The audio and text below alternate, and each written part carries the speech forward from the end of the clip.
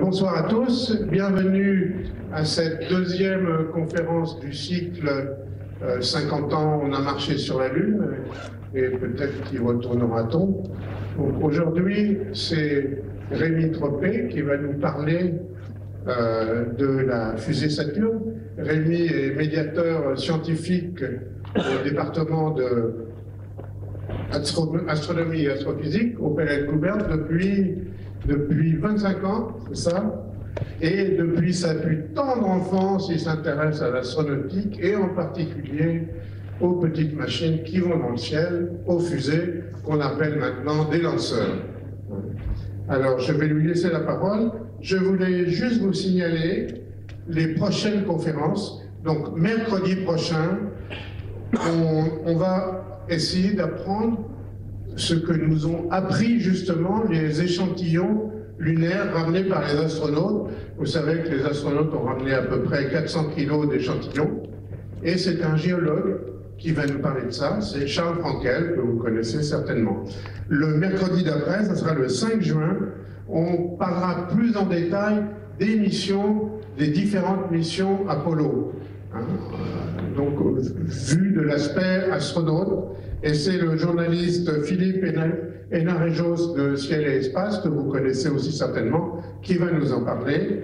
Et pour la dernière, le 12 juin, alors en apothéose, on va faire une table ronde et on va essayer de voir est-ce qu'on peut retourner sur la Lune, pourquoi y faire, est-ce que ça vaut le coup, est-ce que c'est dangereux, est-ce que c'est un tremplin pour Mars. On va discuter de tout ça, et pour discuter de ces points, on aura Philippe Coué, qui est spécialiste dans le domaine de l'astronautique, Bernard Foin de l'Agence spatiale européenne, Claudie Aigneret, que vous connaissez, astronaute, et qui a été anciennement responsable d'Universcience, et Jean-Philippe Puzan, astrophysicien. Je vous souhaite une bonne soirée, mais avant, je vous montre une casquette qui vient de là-bas à Cap Kennedy. Vous voyez, il y a tous les logos. Alors, elle date des années 80, je les ai achetés dans les années 80, puisqu'il y a aussi le Space Shuttle, donc vous pourrez la toucher, c'est une casquette d'astronaute. Voilà, bonne soirée.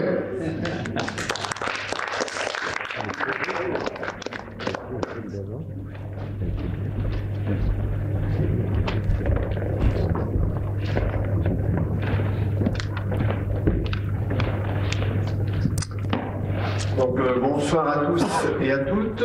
Je commence par remercier le Palais de la Découverte qui nous accueille ce soir. Je remercie Jean-Marc de Royot et Bénédicte Leclerc qui donc ont assuré toute la logistique de l'organisation de ce cycle de conférences en partenariat avec la Société astronomique de France. Je remercie Sébastien Foncel, mon chef, responsable de l'unité astronomique du Palais de la Découverte, qui m'a encouragé à produire cette conférence dans le cadre de cette année événementielle du cinquantenaire du premier pas de l'homme sur la Lune. Je remercie Guillaume Delbos qui a construit avec talent, méticulosité et beaucoup de patience la maquette de la fusée Saturne V et qui d'ailleurs est en train actuellement de construire 2 autres maquettes qui seront ici présentées durant le week-end événementiel Lune organisé par Universcience, donc le Palais de la Découverte, et ce week-end se tiendra en non-stop jour et nuit les 20 et 21 juillet, c'est-à-dire en fait le week-end véritablement anniversaire du premier pas de l'homme sur la Lune. Je remercie le technicien, dont je n'ai plus le souvenir du nom, qui ce soir assure la partie régie. Je remercie aussi mon collègue Édouard Richard, qui m'a aidé en de très nombreux points pour réaliser cette conférence. Et enfin, bien sûr, je vous remercie tous d'être venus ce soir, donc, au Palais de la Découverte. Alors le personnage dont il va être question ce soir mériterait qu'on lui consacre plus de temps que celui que l'on m'a donné. Mais voilà, je suis un épouvantable bavard et donc il va falloir que je me restreigne puisque je n'ai pas effectivement 3 heures devant moi. Mais j'aurai plus de temps par contre au week-end du 20 et 21 juillet. Alors pour commencer, donc, alors on va passer le générique. C'est Sébastien qui assure l'opération des choses.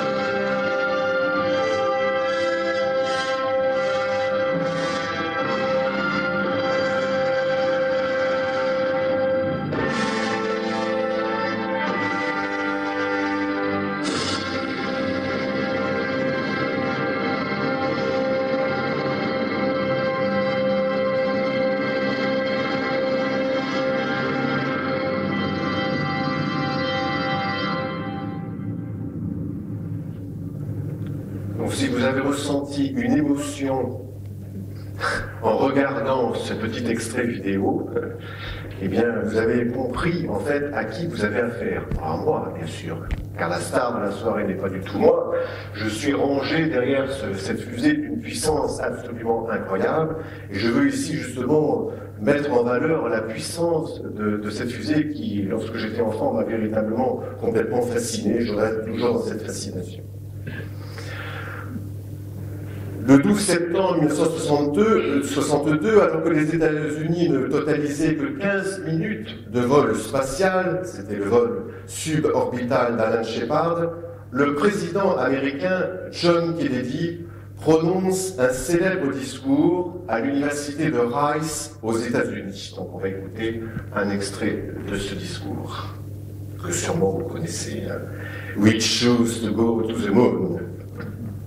Avec le charisme. But why, some say, the moon? Why choose this as our goal? And they may well ask, why climb the highest mountain? Why, 35 years ago, fly the Atlantic? Why does Rice play Texas? We choose to go to the moon. We choose to go to the moon in this decade and do the other things. Not because they are easy, but because they are hard.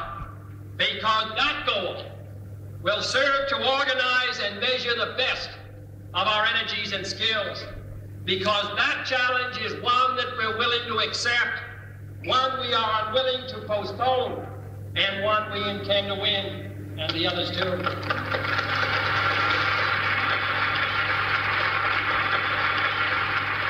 We shall send to the moon 240,000 miles away from the control station in Houston, a giant rocket more than 300 feet tall, the length of this football field, made of new metal alloys, some of which have not yet been invented, capable of standing heat and stresses, several times more than have ever been experienced, fitted together with a precision better than the finest watch, carrying all the equipment needed for propulsion, guidance, control, communications, food, and survival on an untried mission to an unknown celestial body, and then return it safely to Earth, re-entering the atmosphere at speeds of over 25,000 miles per hour, causing heat about half that on the temperature of the sun, almost as hot as it is here today, and do all this, and do all this, and do it right, and do it first, before this decade is out, then we must be bold.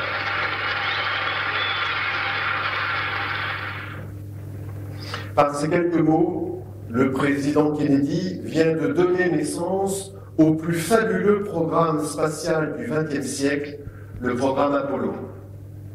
7 ans plus tard seulement, le 21 juillet 1969, à 2h56 GMT, Neil Armstrong pose le pied sur le sol de la Lune et il déclare: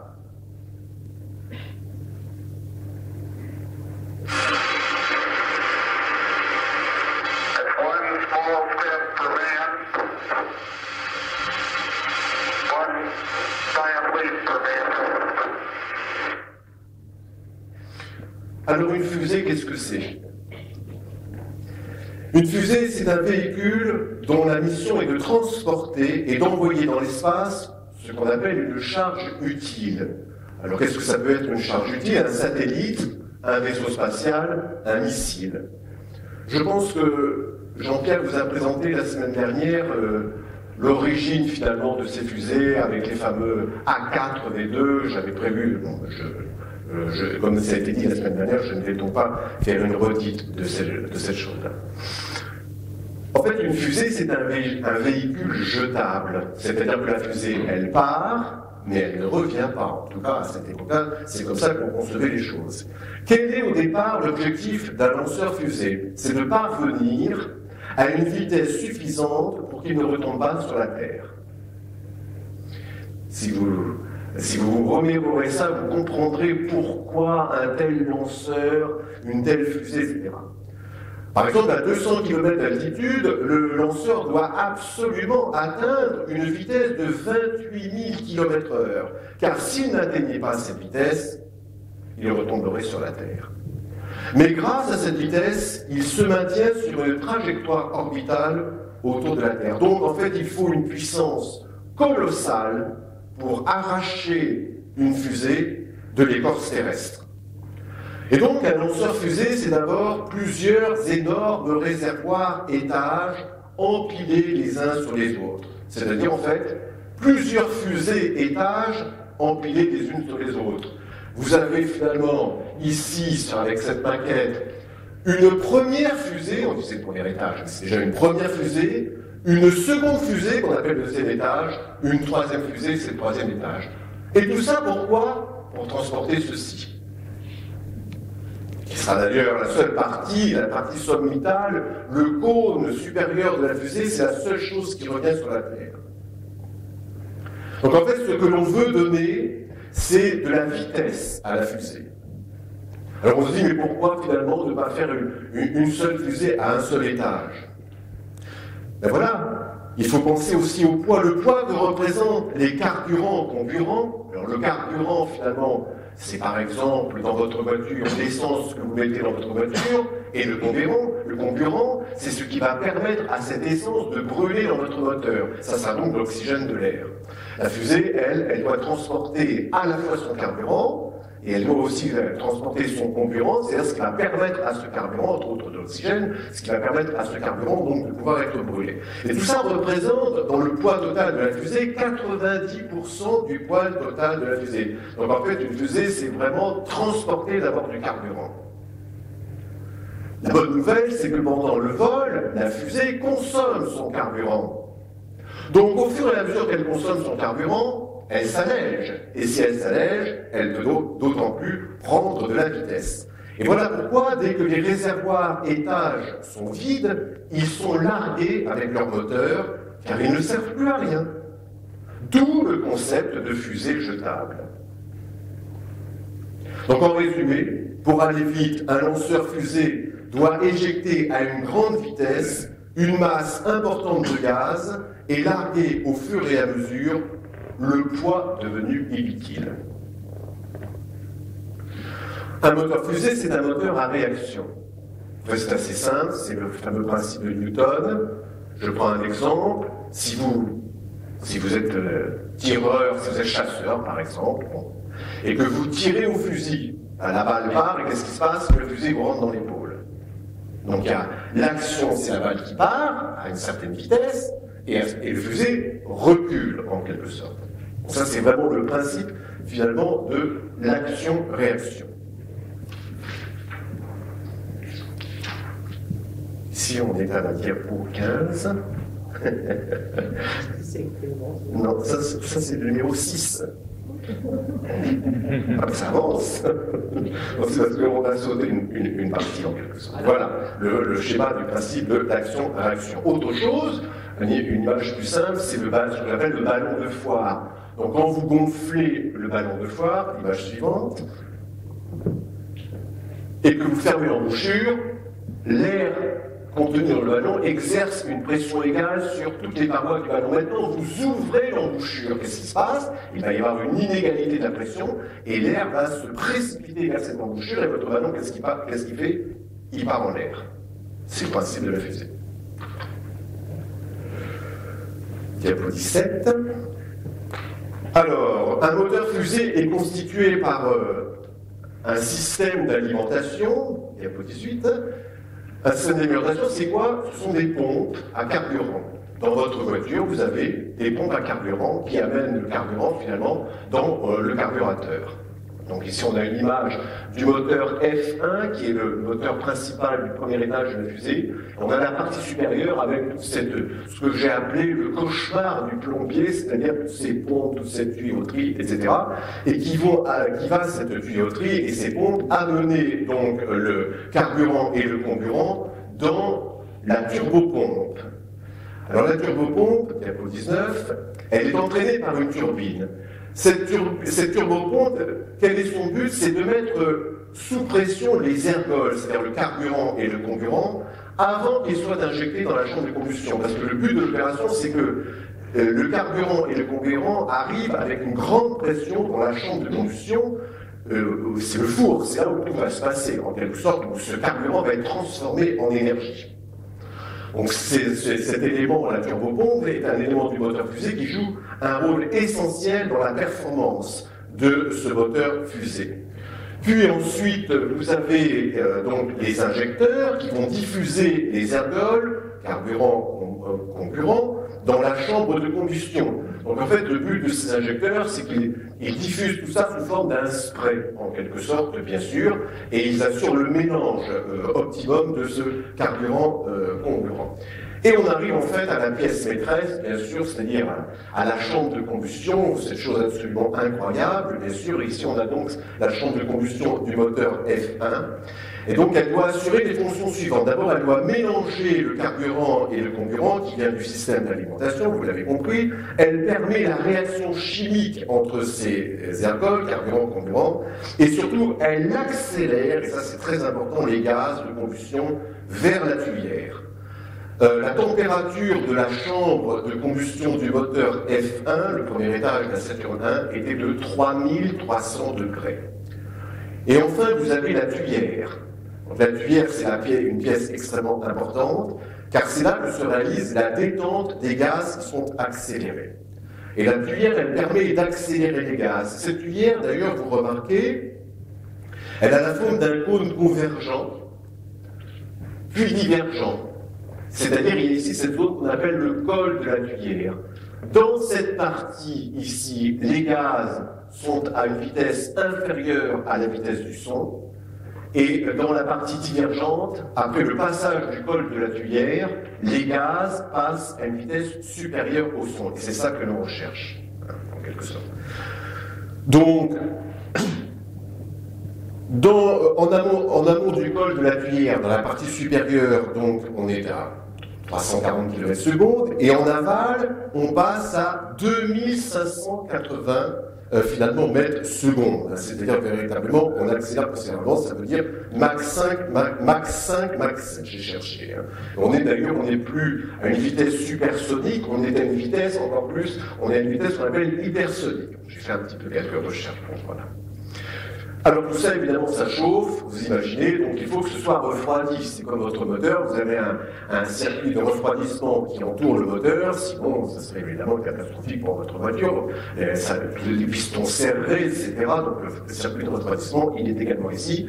Et il y a tout un ensemble de tubulures, que vous voyez par exemple sur la tuyère, tout un ensemble de tubulures, et on utilise simplement les ergols. Lorsqu'ils sont seulement à 600 degrés de température, c'est eux qui vont assurer, ils vont circuler donc autour de la chambre de combustion, dans la tuyère, et c'est eux qui vont refroidir l'ensemble, bien sûr, de façon à ce que ce soit opérationnel. Puis, bien sûr, il faut une étincelle pour faire partie de tout ça. C'est donc ce qu'on appelle le système d'allumage, et c'est donc ici un système pyrotechnique. Nous pouvons passer à la diapo 23. Et vous allez voir le moteur F1 sur un banc d'essai.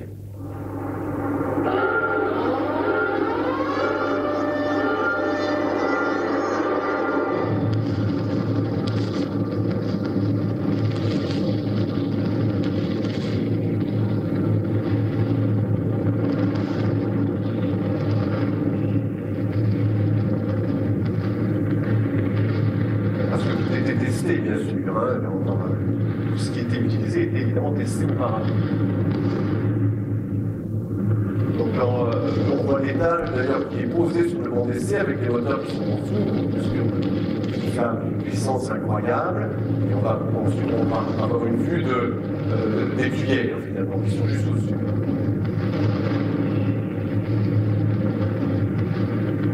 Voilà.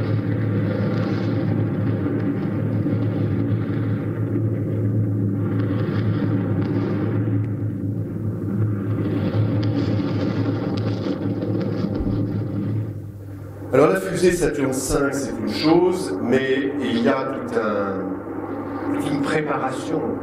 Bien sûr, le décollage de la fusée est très impressionnant, mais il y a toute la préparation en amont. Et je vais un petit peu vous présenter cette préparation. Donc la plupart des grandes industries américaines, notamment Boeing, mais d'autres, ont participé donc aux 4 coins des États-Unis à la fabrication donc, des différentes parties de la fusée. et tout cela était transporté jusqu'au Cap Canaveral, en quelque sorte, et était assemblé, comme vous allez le voir, dans un gigantesque bâtiment. Donc tous les lancements dans le programme Apollo ont eu lieu depuis le complexe de lancement numéro 39. Alors il y avait beaucoup de complexes de lancement. D'ailleurs, j'ai trouvé une carte de Peenemünde. Peenemünde, donc c'était cette espèce de presqu'île au nord de l'Allemagne, au bord de la mer Baltique, sur laquelle était implantée la première base militaire dans laquelle on a fabriqué la fusée A4 par V2 en quelque sorte. Et on retrouve finalement sur la carte des différents complexes exactement la configuration que l'on trouve donc à Cap Canaveral. Le père finalement de ce programme spatial, qui était Wernher von Braun, donc n'a rien inventé de nouveau quand il est arrivé aux États-Unis. Il a reproduit à une échelle évidemment beaucoup plus gigantesque ce qu'il avait déjà initié donc à Peenemünde. Alors la NASA dispose de plus de 40 complexes de lancement, comme on le voit sur l'image, et leur position est toujours choisie pour placer au mieux l'engin spatial sur la bonne orbite, et surtout pour qu'au moment du lancement, qui est toujours un moment critique dans le lancement des fusées, eh bien tout ça se passe loin des populations, on le comprend. Hein. Voilà. On peut avoir la vue aérienne de la diapo 26, de la vue aérienne du Cap Canaveral, voilà, donc vous avez ici les différents complexes de lancement. Alors le complexe de lancement numéro 39 pour le programme Apollo est proche du Vehicle Assembly Building, c'est-à-dire ce qu'on appelle le VAB en abrégé, bâtiment dans lequel sont assemblées les différentes parties de la fusée. Le VAB donc, est situé au Cap Canaveral et c'est un immense bâtiment de 160 mètres de haut, 218 mètres de long, 158 mètres de large. Il couvre une superficie de 32 500 mètres carrés et il offre un volume de 3 654 883 mètres cubes. Vous l'avez compris, c'est l'un des plus grands bâtiments à un seul étage dans le monde. Alors je ne sais pas si cette affirmation est encore valable aujourd'hui, mais en tout cas, il reste encore en tête, si je puis dire. Donc il a été construit dans les années 1965-1966, afin d'assurer l'assemblage des étages de la fusée Saturn V, dans le cadre du programme Apollo, qui donc s'est déroulé de 1967 à 1972. Et dans ce VAB, on pouvait assembler ensemble 4 fusées à la fois. On n'assemblait pas qu'une seule fusée, d'ailleurs, on en assemblait donc en même temps 4. Avec voilà, on doit voir l'image à l'époque Apollo, voilà. Ça, c'est une image un peu ancienne. Ensuite, on a l'image des portes monumentales, voilà, par lesquelles, ici, sort la fusée pour partir, donc, à son pas de tir. Et vous remarquez quelque chose, c'est que la fusée, elle est sur une plateforme qu'on appelle la plateforme de lancement, et sur cette plateforme de lancement, tout y est. C'est-à-dire, elle sort finalement du VAB, cette fusée, avec sa tour, ce que j'appelle la tour ombilicale. Je vais l'expliquer dans un instant. La fusée complètement montée, et il suffira finalement de mettre tout cela, de poser tout cela sur le pas de tir, de solidariser tout ça au sol, et c'est bon. Les Russes n'avaient pas le même concept, puisqu'ils assemblaient les fusées directement sur le sol. Enfin, ils élevaient la fusée, elle était assemblée, mais elle partait horizontalement, et ils l'élevaient à la verticale, donc directement sur le pas de tir. Alors la tour ombilicale, cette fameuse tour de couleur rouge, c'est la partie qui se trouve à côté de la fusée au moment du décollage, et qui lui fournit le carburant, l'énergie électrique, et qui fournit aussi différents accès donc, pour les équipages. C'est un diapo 34, voilà. Donc vous avez différentes passerelles, en quelque sorte, qui peuvent, comme ça, communiquer avec les différentes parties, de la fusée. La tour a été intégrée à une plateforme, comme je viens de le dire, du lanceur mobile, et tout ça, ça partait donc à partir du VAB en direction du complexe de lancement. Alors tout ça, il fallait évidemment un véhicule pour le transporter. Donc vous voyez qu'elle sort ici du VAB. Et ce véhicule, c'est ce qu'on appelle un crawler qui lui circulait sur la crawlerway. Alors ce crawler, qu'est-ce que c'est? C'est cette espèce d'engin absolument incroyable, cette espèce de plateforme, bien sûr, un véritable monstre sur chenille, d'un poids de 2700 tonnes. Il se déplace extrêmement lentement, à une vitesse de 1,6 km/h. Et donc, pour parcourir les 7 km qui séparent le VAB du pas de tir, il mettait environ entre 6 et 7 heures. Et comme on va le voir tout à l'heure, donc il se déplaçait vraiment très lentement. Il était équipé de 6 moteurs diesel de 2750 chevaux qui consommaient donc 600 litres de gasoil à l'heure. Voilà, donc à l'époque, on n'était pas trop dans les histoires de pollution, etc., avec des chenilles absolument énormes. Donc, je trouve intéressant d'avoir la taille de l'être humain par rapport et donc ce crawler en fait maintient tout à l'horizontalité, y compris au moment où il va monter la lampe de rancement finale. C'est-à-dire qu'il va y avoir une lampe de rancement. On peut passer à la diapo 39, voilà. Donc vous avez le pas de tir. Donc le but c'est d'arriver jusqu'ici. Voilà, donc vous avez la fin de la crawlerway, et là vous avez ce plan incliné. Donc à ce moment-là, le crawlerway, il maintenait malgré tout l'ensemble, donc à l'horizontalité. Alors pourquoi est-ce qu'il fallait surélever le pas de tir? Regardez la configuration. Donc voilà la crawlerway au moment où elle était construite, et nous sommes en 1963, et nous sommes dans des marais, en fait, dans une zone complètement inondable, puisque nous sommes carrément au ras de la mer. Donc, pour que la flamme de la fusée, finalement, trouve une sortie, comme vous l'avez vu sur le banc d'essai, en quelque sorte, il aurait fallu creuser dans la terre, et qu'est-ce qu'il y a là? Il y a la nappe phréatique. Donc, on a été obligé, effectivement, de surélever les pas de tir, donc de fabriquer une colline en béton artificiel, modifiée depuis l'époque, en quelque sorte, donc vous la voyez, etc. Quand on regarde cette chose-là, je ne sais pas pourquoi, quand j'ai vu ça, ça me fait penser aux travaux des pharaons, des constructions de pyramides. C'est pharaonique cette histoire-là. C'est de la même envergure. Voilà. Alors une fois que la fusée est parvenue au pas de tir, on était à la diapo 43, elle est posée, et le crawler retourne au bâtiment VAB comme il est venu, mais évidemment à vide. Alors, étant donné ses dimensions et sa charge, le crawler doit se déplacer sur une route au gabarit spécialement adapté. Donc, je l'ai dit, cette route, elle fait 7 km de long, 40 mètres de largeur, et elle est recouverte d'une couche de gravier tout à fait spéciale. Ce n'est pas n'importe quel gravier. Quels sont ces graviers? Eh bien, ce sont des graviers, image 44, qui sont extraits de la rivière Alabama. Alors pourquoi ces graviers de la rivière Alabama et pas d'une autre rivière? En fait, on avait remarqué que ces graviers, ils présentent une surface de frottement très faible, capable de résister au poids de la fusée, qui, cumulé finalement à celui de la plateforme de lancement et de la tour ombilicale, amène le poids total de l'ensemble, a mené le poids total de l'ensemble à 8165 tonnes. Voilà. Alors la charpente de la tour Eiffel, la charpente métallique de la tour Eiffel, j'ai trouvé, c'est seulement 7300 tonnes. Donc là, on a finalement un appareillage qui est encore beaucoup plus lourd que la charpente donc, de la tour Eiffel. Donc on va passer la vidéo, la diapo 46, et vous allez voir donc la fusée qui sort, etc., qui voyage comme ça. Voilà. Donc là, elle monte la rampe inclinée. Ça se fait très lentement, bien sûr.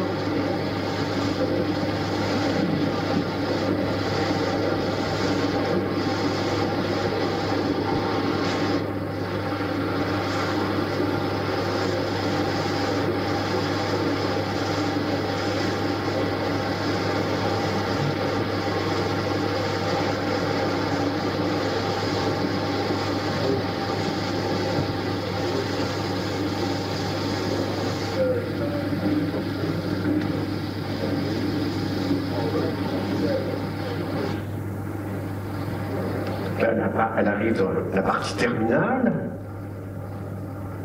juste avant d'être déposée fixée sur le pas de tir, en dessous duquel, bien sûr, il y a une fosse, bien sûr, qui permet donc le déflecteur de flamme de cette manière. Hein. Et l'on va voir donc dans les dernières images la voile qui approche, donc on a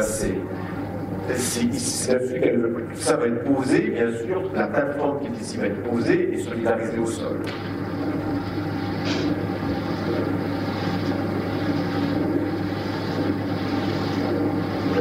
oui, nous sommes dans du gigantisme.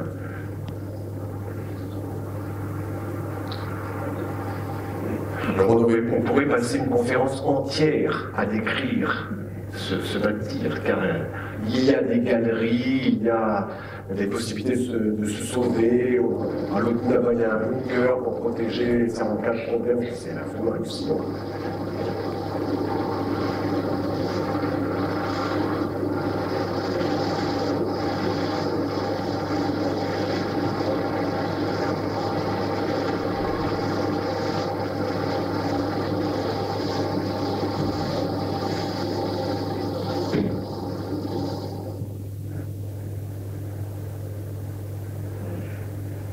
Voilà, donc là, la fusée, elle va être fixée donc, sur son tas de tir.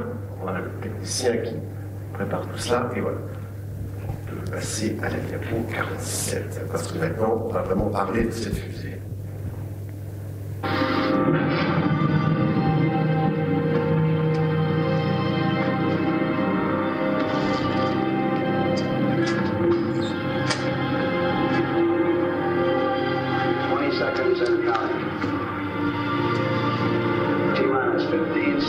Guidance is internal. 12, 11, 10, 9. Ignition sequence start.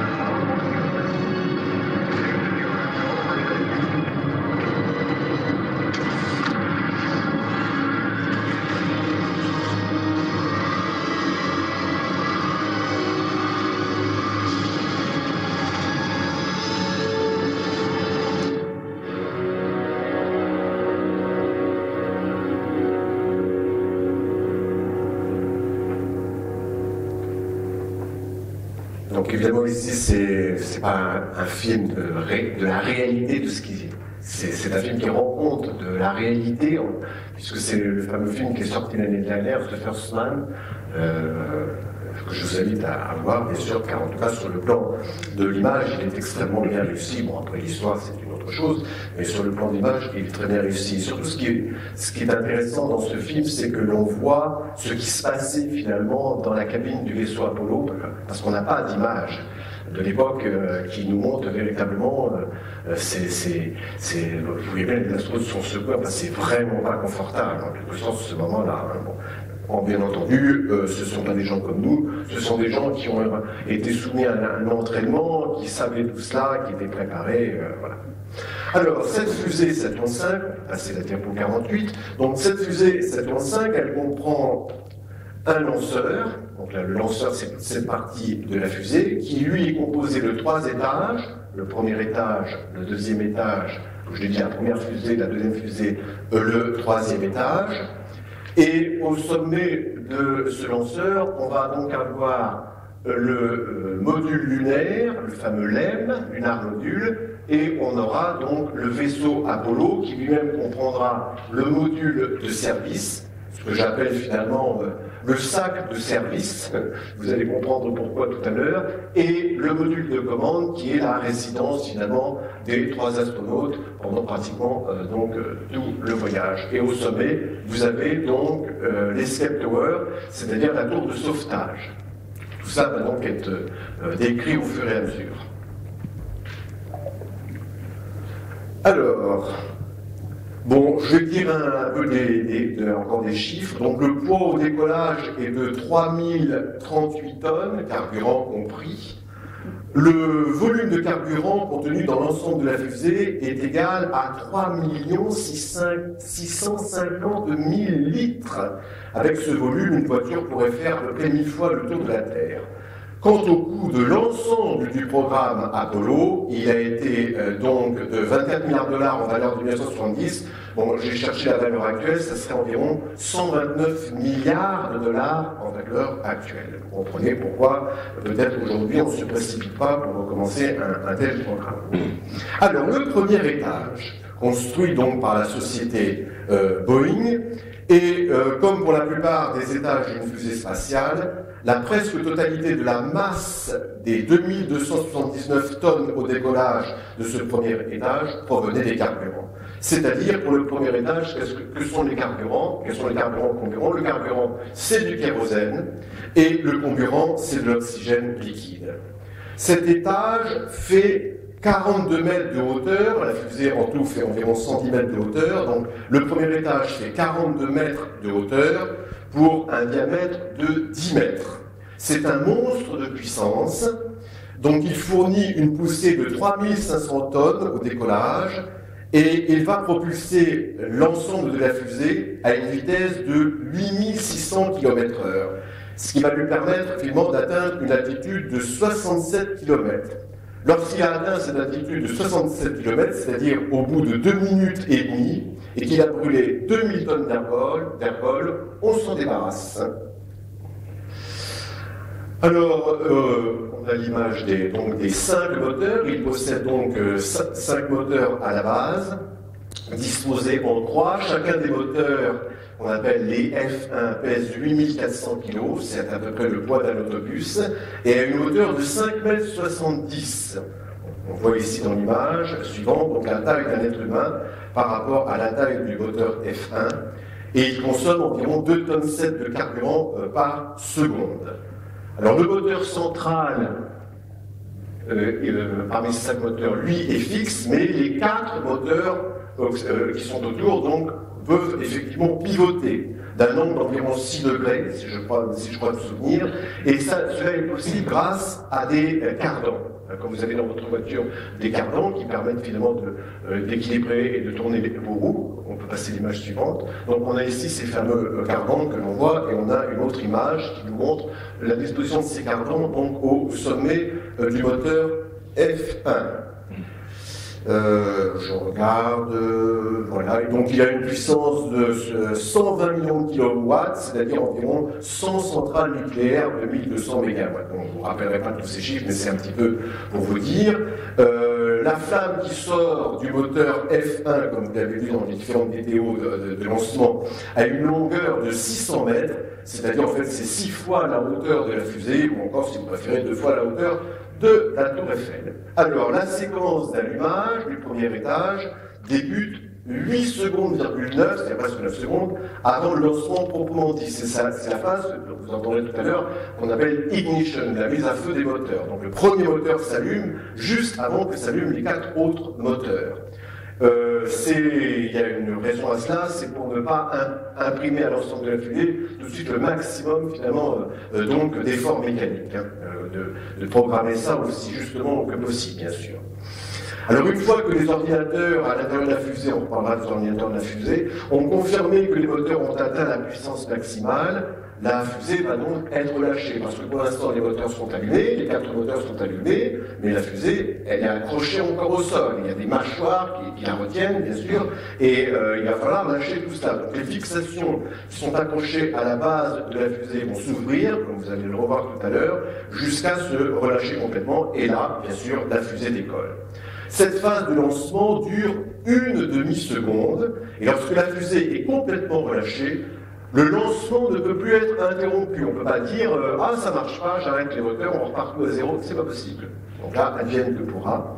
Il faut 12 secondes à la fusée pour s'élever au-dessus de la tour de lancement, et une fois que celle-ci a dépassé le lanceur Saturn V pivote pour s'éloigner suffisamment de la zone de tir en cas de rencontre contraire de panne de moteur. Parce que c'est le moment critique, donc tout peut arriver à ce moment-là, on ne peut pas arrêter, vous avez compris, on ne peut pas l'arrêter, donc imaginons qu'il y ait une explosion, que ce soit comme c'est arrivé d'ailleurs, pas dans ce programme Apollo, mais dans d'autres programmes antérieurs, etc. Il faut évidemment que tout cela soit complètement dégagé de l'air de lancement. Lorsque la fusée atteint une altitude de 130 mètres, elle commence à effectuer une manœuvre de roulis et elle bascule, comme vous le voyez sur les images, pour se mettre dans l'azimut correct, en quelque sorte. Alors elle accélère très rapidement, rappelez-vous ce qu'on a dit, le but de l'opération départ, c'est vraiment de prendre de la vitesse, et à 2000 mètres d'altitude, sa vitesse atteint 500 mètres secondes. On a pris dans cette phase préliminaire du vol, il faut d'abord prendre de l'altitude, le critère de vitesse ne devient qu'ensuite, puisqu'il faut qu'elle brûle son carburant pour vraiment pouvoir se libérer de son poids. 2 minutes et demie après le décollage, le moteur central s'éteint. Donc on peut dire finalement que le premier étage ne fonctionne que 2 minutes et demie. Et pour réduire les contraintes structurelles sur la fusée, on allume d'abord le moteur central, on allume ensuite les 4 moteurs, puis au moment d'arrêter tout ça, on éteint le moteur central, on éteint donc les 4 autres moteurs. N'oubliez pas, la fusée s'allège, sa vitesse augmente, et ensuite ça va être donc la séparation avec le premier étage. On peut passer diapo 5, voilà, ici. Et c'est le moment où, avant le largage de ce premier étage, c'est le moment où l'équipage supplie sa plus forte accélération, environ 4G. Donc le premier étage, qu'est-ce qu'il va faire? Il va poursuivre sa trajectoire, il n'a pas encore complètement brûlé ses ergols, donc il va poursuivre un peu encore sa trajectoire jusqu'à l'altitude d'environ 110 km de hauteur. Et le but de l'opération, c'est qu'il épuise complètement ses ergols, bien sûr, puis ensuite il va retomber dans l'océan Atlantique à environ une distance de 560 km du bas de tir. On peut passer à la diapo 57. Et là, c'est le vrai lancement d'Apollo 11. 20 seconds and counting. T-minus 15 seconds. Guidance is internal. 12, 11, 10, 9. Ignition sequence start. 6, 5, 4, 3, 2, 1, 0. All engine running. Liftoff. We have a liftoff. 32 minutes past the hour. Liftoff on Apollo 11. Tower clear. We got a roll program. Neil Armstrong reporting on the roll pitch program, which puts Apollo 11 on proper heading.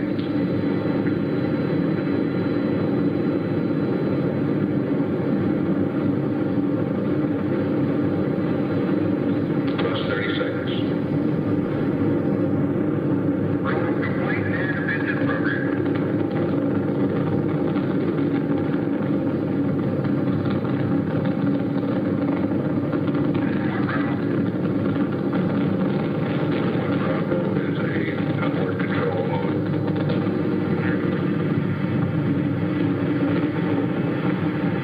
Altitude's 2 miles.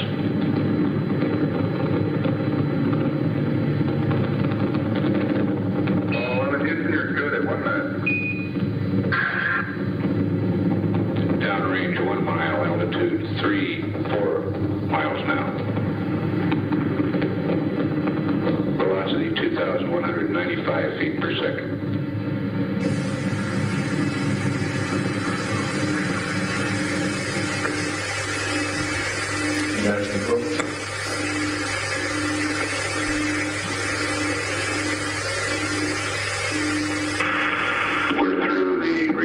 maximum dynamic pressure now.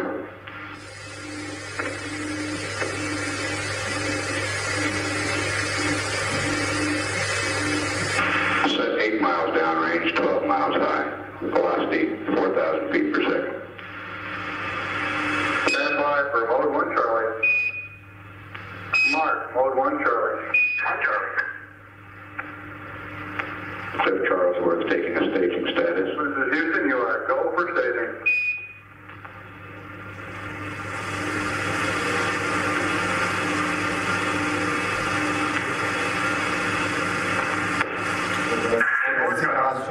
Inboard engines out. Come in, board cutter.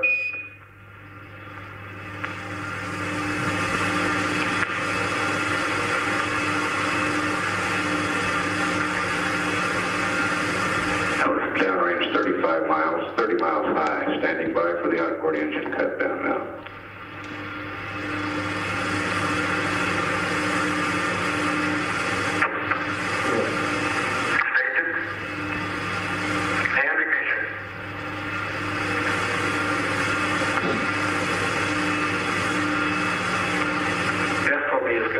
Houston, thrust is go. All engines, you're looking good.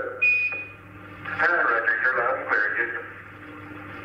At 3 minutes, downrange 70 miles, 43 miles high, velocity 9,300 feet per second. Et voilà le premier étage largué. Alors que se passe-t-il donc après le largage du premier étage? Donc c'est le deuxième étage qui va donc bien sûr prendre le relais. Alors ce deuxième étage, comment est-il conçu? Autant dans le premier étage vous avez deux réservoirs. Vous avez un réservoir oxygène dans la partie supérieure de l'étage et en dessous vous avez un second réservoir indépendant pour ce qui est le kérosène. Ici, pour alléger le poids finalement du deuxième étage, on a conçu un réservoir dont le fond du réservoir supérieur est le sommet du réservoir inférieur. On n'y a pas besoin d'en avoir deux. Le réservoir supérieur est fermé par le sommet finalement du réservoir inférieur. Au sommet, c'est donc l'oxygène. En dessous, c'est l'hydrogène. Oxygène le comburant, l'hydrogène liquide, bien sûr, donc le carburant. La hauteur du deuxième étage, c'est 24,8 mètres, pour un diamètre toujours de 10 mètres.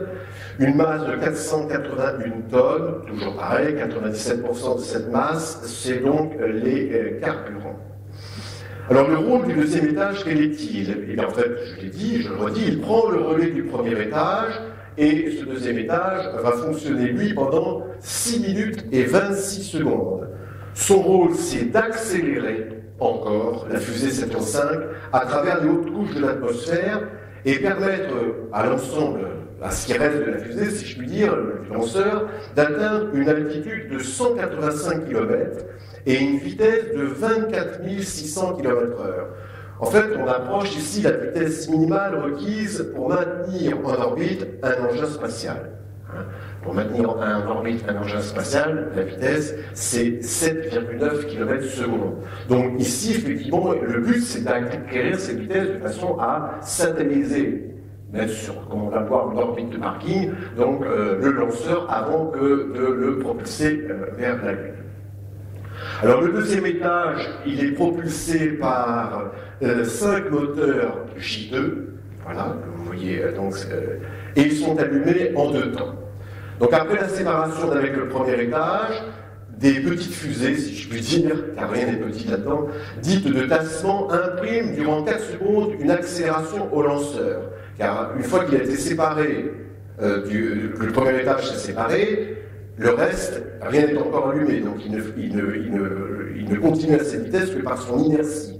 Donc là, il va falloir rallumer les moteurs du deuxième étage et il faut plaquer donc le carburant et le comburant au fond des réservoirs pour être sûr que ça s'allume bien en quelque sorte. Donc on va l'accélérer pendant 4 secondes, une petite accélération qui va plaquer donc les carburants au fond des réservoirs. Et ensuite, donc, les 5 moteurs J2 sont donc allumés. Largage de l'anneau interstage, comme vous l'avez vu, parce qu'entre finalement le premier étage, donc ici, Et le second étage, vous avez l'anneau intermédiaire, l'anneau interstage, qui est juste au sommet finalement du premier, du réservoir du premier. Et c'est le moment où la tour de sauvetage est larguée. On n'en a plus besoin. Alors cette tour, en fait, elle est fixée au sommet de la fusée. C'est une fusée. C'est une fusée, cette tour. Hein. Et le poids de cette tour est de 4 tonnes. Bon. Pour une hauteur de 10 mètres, elle a une poussée avec ses moteurs de 69 tonnes. Donc en fait, c'est absolument énorme. Alors elle s'active, on la met en route 100 secondes avant le décollage de la fusée, puisque c'est elle qui va en quelque sorte avoir comme fonction de, si imaginons que la fusée prenne feu en dessous, et bien d'arracher finalement, si je puis dire, le module Apollo du reste de la fusée et de l'emmener le plus loin possible, et elle retournera finalement donc avec un parachute.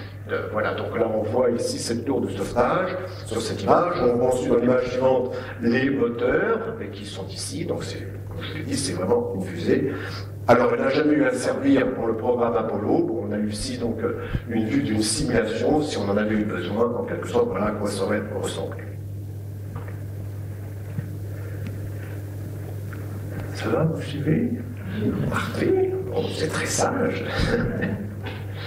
Parfait, alors on continue. Donc on passe maintenant, donc on a dit, ce deuxième étage va donc accélérer encore la fusée davantage, et surtout il va donc l'emmener à une altitude de 185 km. Et ensuite on va là aussi s'en séparer. Quand il a fait son job, comme je dis, etc., on se sépare donc du deuxième étage. Donc comme pour le premier, il va être là. On passe donc au troisième étage. Alors le troisième étage ne paye pas de mine. Pour se dire le troisième étage, finalement, par rapport aux autres, il est petit, ne vous y fiez pas. Car il est extrêmement performant, ce troisième étage. Et il va avoir une mission extrêmement importante. Le rôle du troisième étage, donc un peu de chiffres encore, il a une hauteur de 18 mètres, pour un diamètre de 6 mètres. Vous voyez d'ailleurs qu'il y a ici un anneau réducteur, puisque son diamètre de 6 mètres est inférieur au diamètre de 10 mètres donc, du second et premier étage. Donc on va voir cet anneau, bien sûr, ici réducteur. Donc son rôle, il va être lui utilisé 2 fois, alors que pour les autres moteurs, il ne fonctionnait finalement qu'une seule fois, puis on les éteignait. Ici, c'est-à-dire qu'il ne pouvait pas être allumé. Là, on va allumer le seul moteur J2 du troisième étage, l'éteindre, et quand on en aura besoin de nouveau, on le rallumera. Je vais vous expliquer comment ça marche.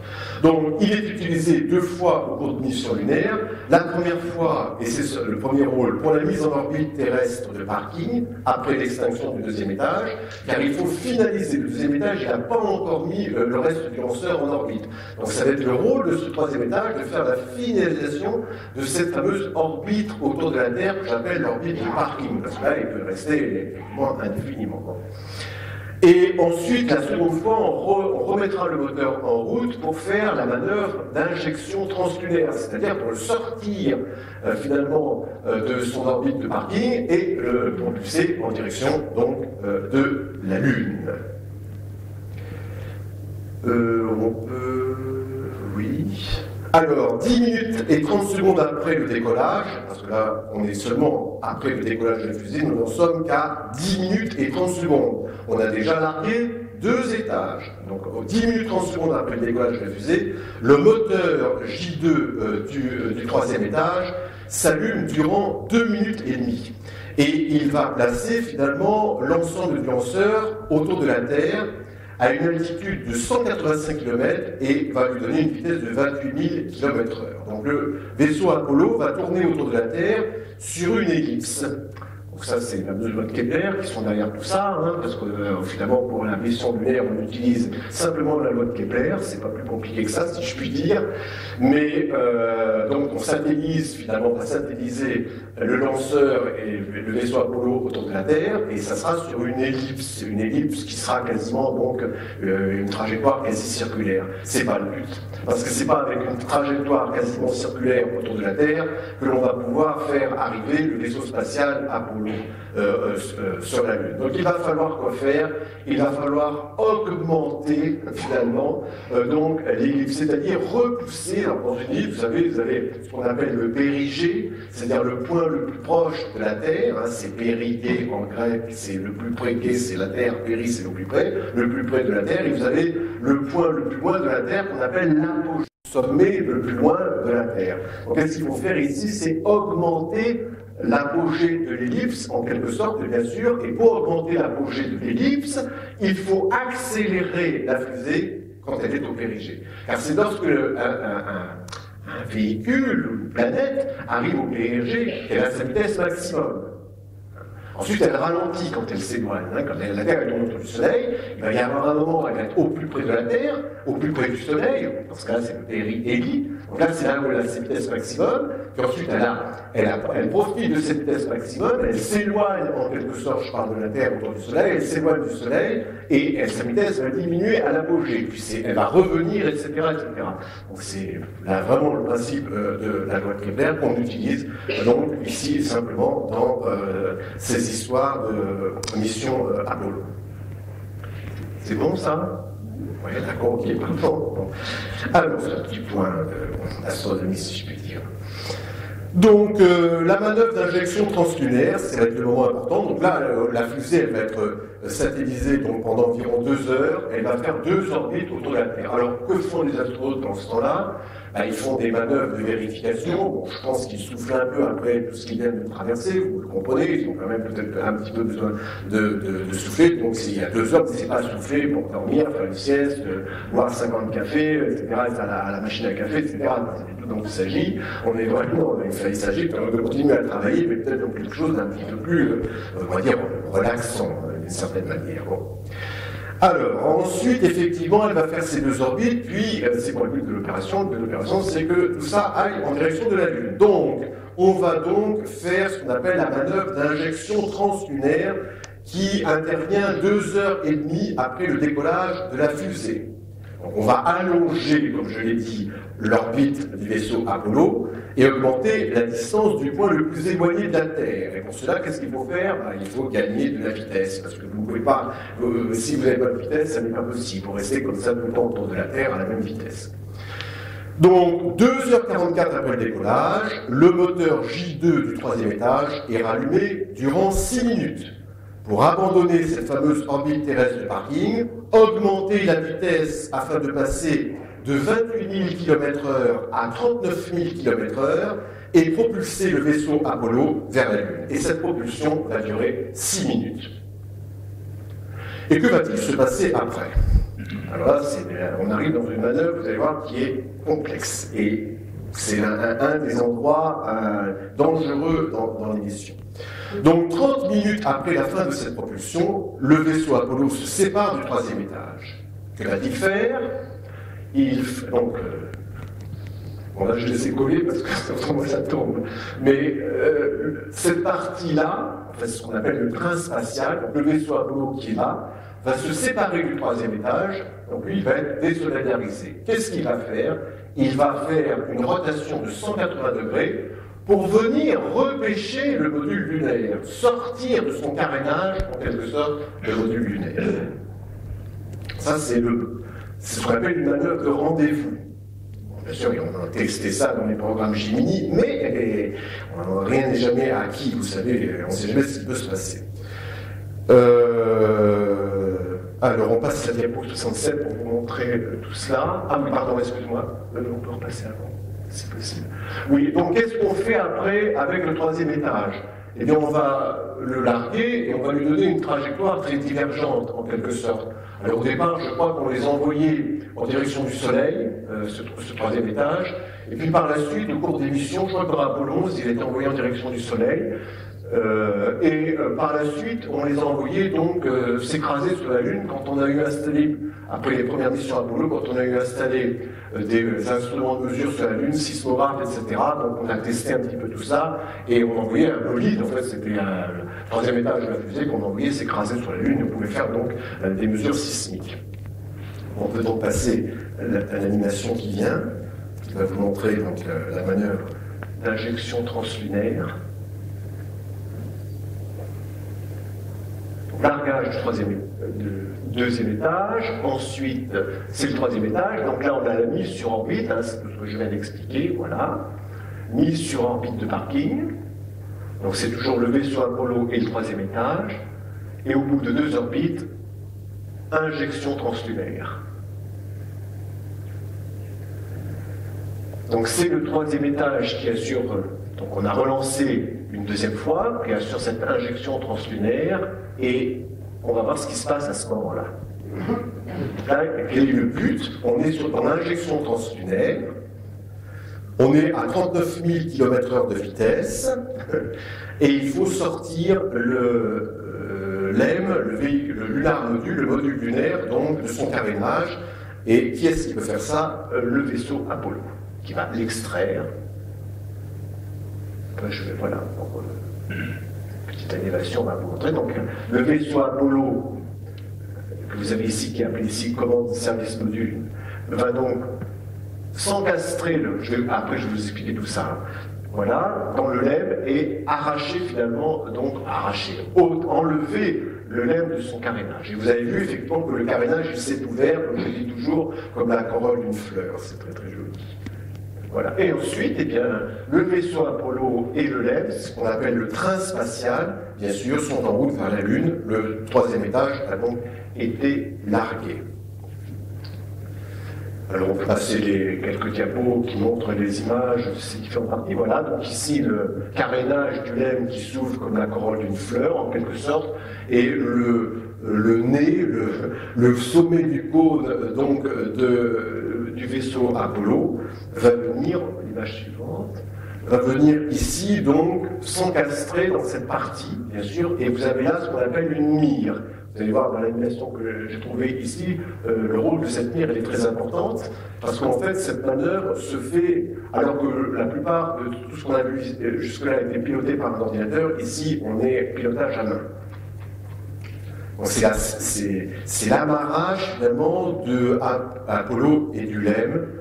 On peut montrer donc le système d'amarrage, voilà, ça c'est ce que vous avez ici au sommet du cône. On ne le voit pas dans cette maquette bien sûr. Voilà, vous avez ce dispositif qui est d'ailleurs enfermé ici sous cette partie, et c'est la partie qui va venir s'encastrer en quelque sorte dans le LEM et le sortir. D'ailleurs, cette machinerie ici qui vient sortir le LEM, ensuite l'astronaute, comme vous allez voir, la démonte pour pouvoir libérer le tunnel entre les deux. On peut passer ici donc ça c'est les schémas de la diapo 72. Donc j'ai trouvé une petite vidéo qui vous montre le dernier instant de cet amarrage. Bon, c'est une simulation qui est assez bien faite.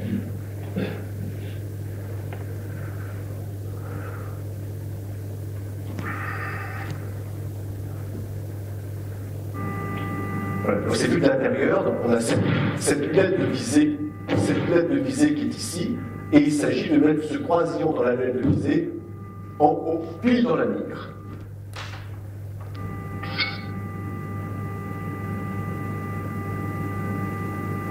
Et là, on est sûr que le système d'amarrage est vraiment encastré dans le LEM. Il y a eu une correction ici, vous allez voir, parce qu'on n'est pas pile.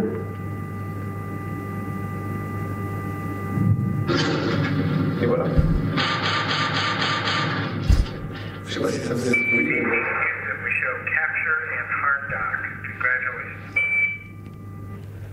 Alors, après avoir vérifié l'arrimage des deux vaisseaux, et il faut pressuriser bien sûr le LEM, parce qu'il faut ouvrir le passage entre le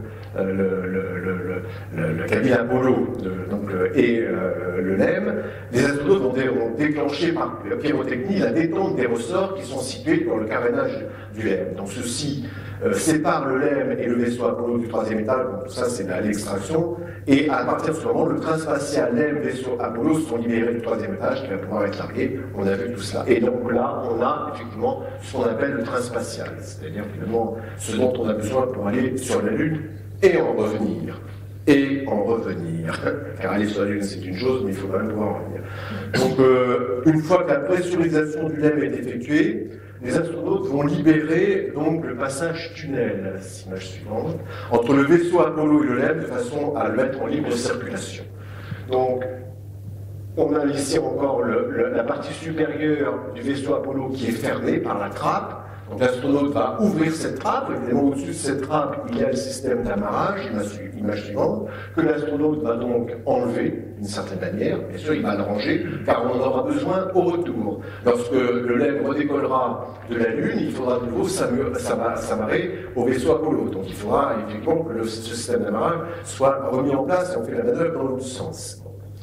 Donc ensuite, il libère, il ouvre, voilà donc, tu peux passer une chose. Donc le tunnel est libéré entre deux. C'est la seule image que j'ai trouvée sur ce tunnel qui communique donc entre le vaisseau Apollo et le LEM. Et on se débarrasse donc du 3e étage, comme cela vient d'être expliqué.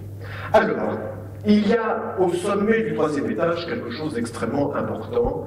C'est ce qu'on appelle la case à équipement. Oui, parce que vous pourriez vous dire, mais tout ça c'est bien joli, mais c'est piloté comment?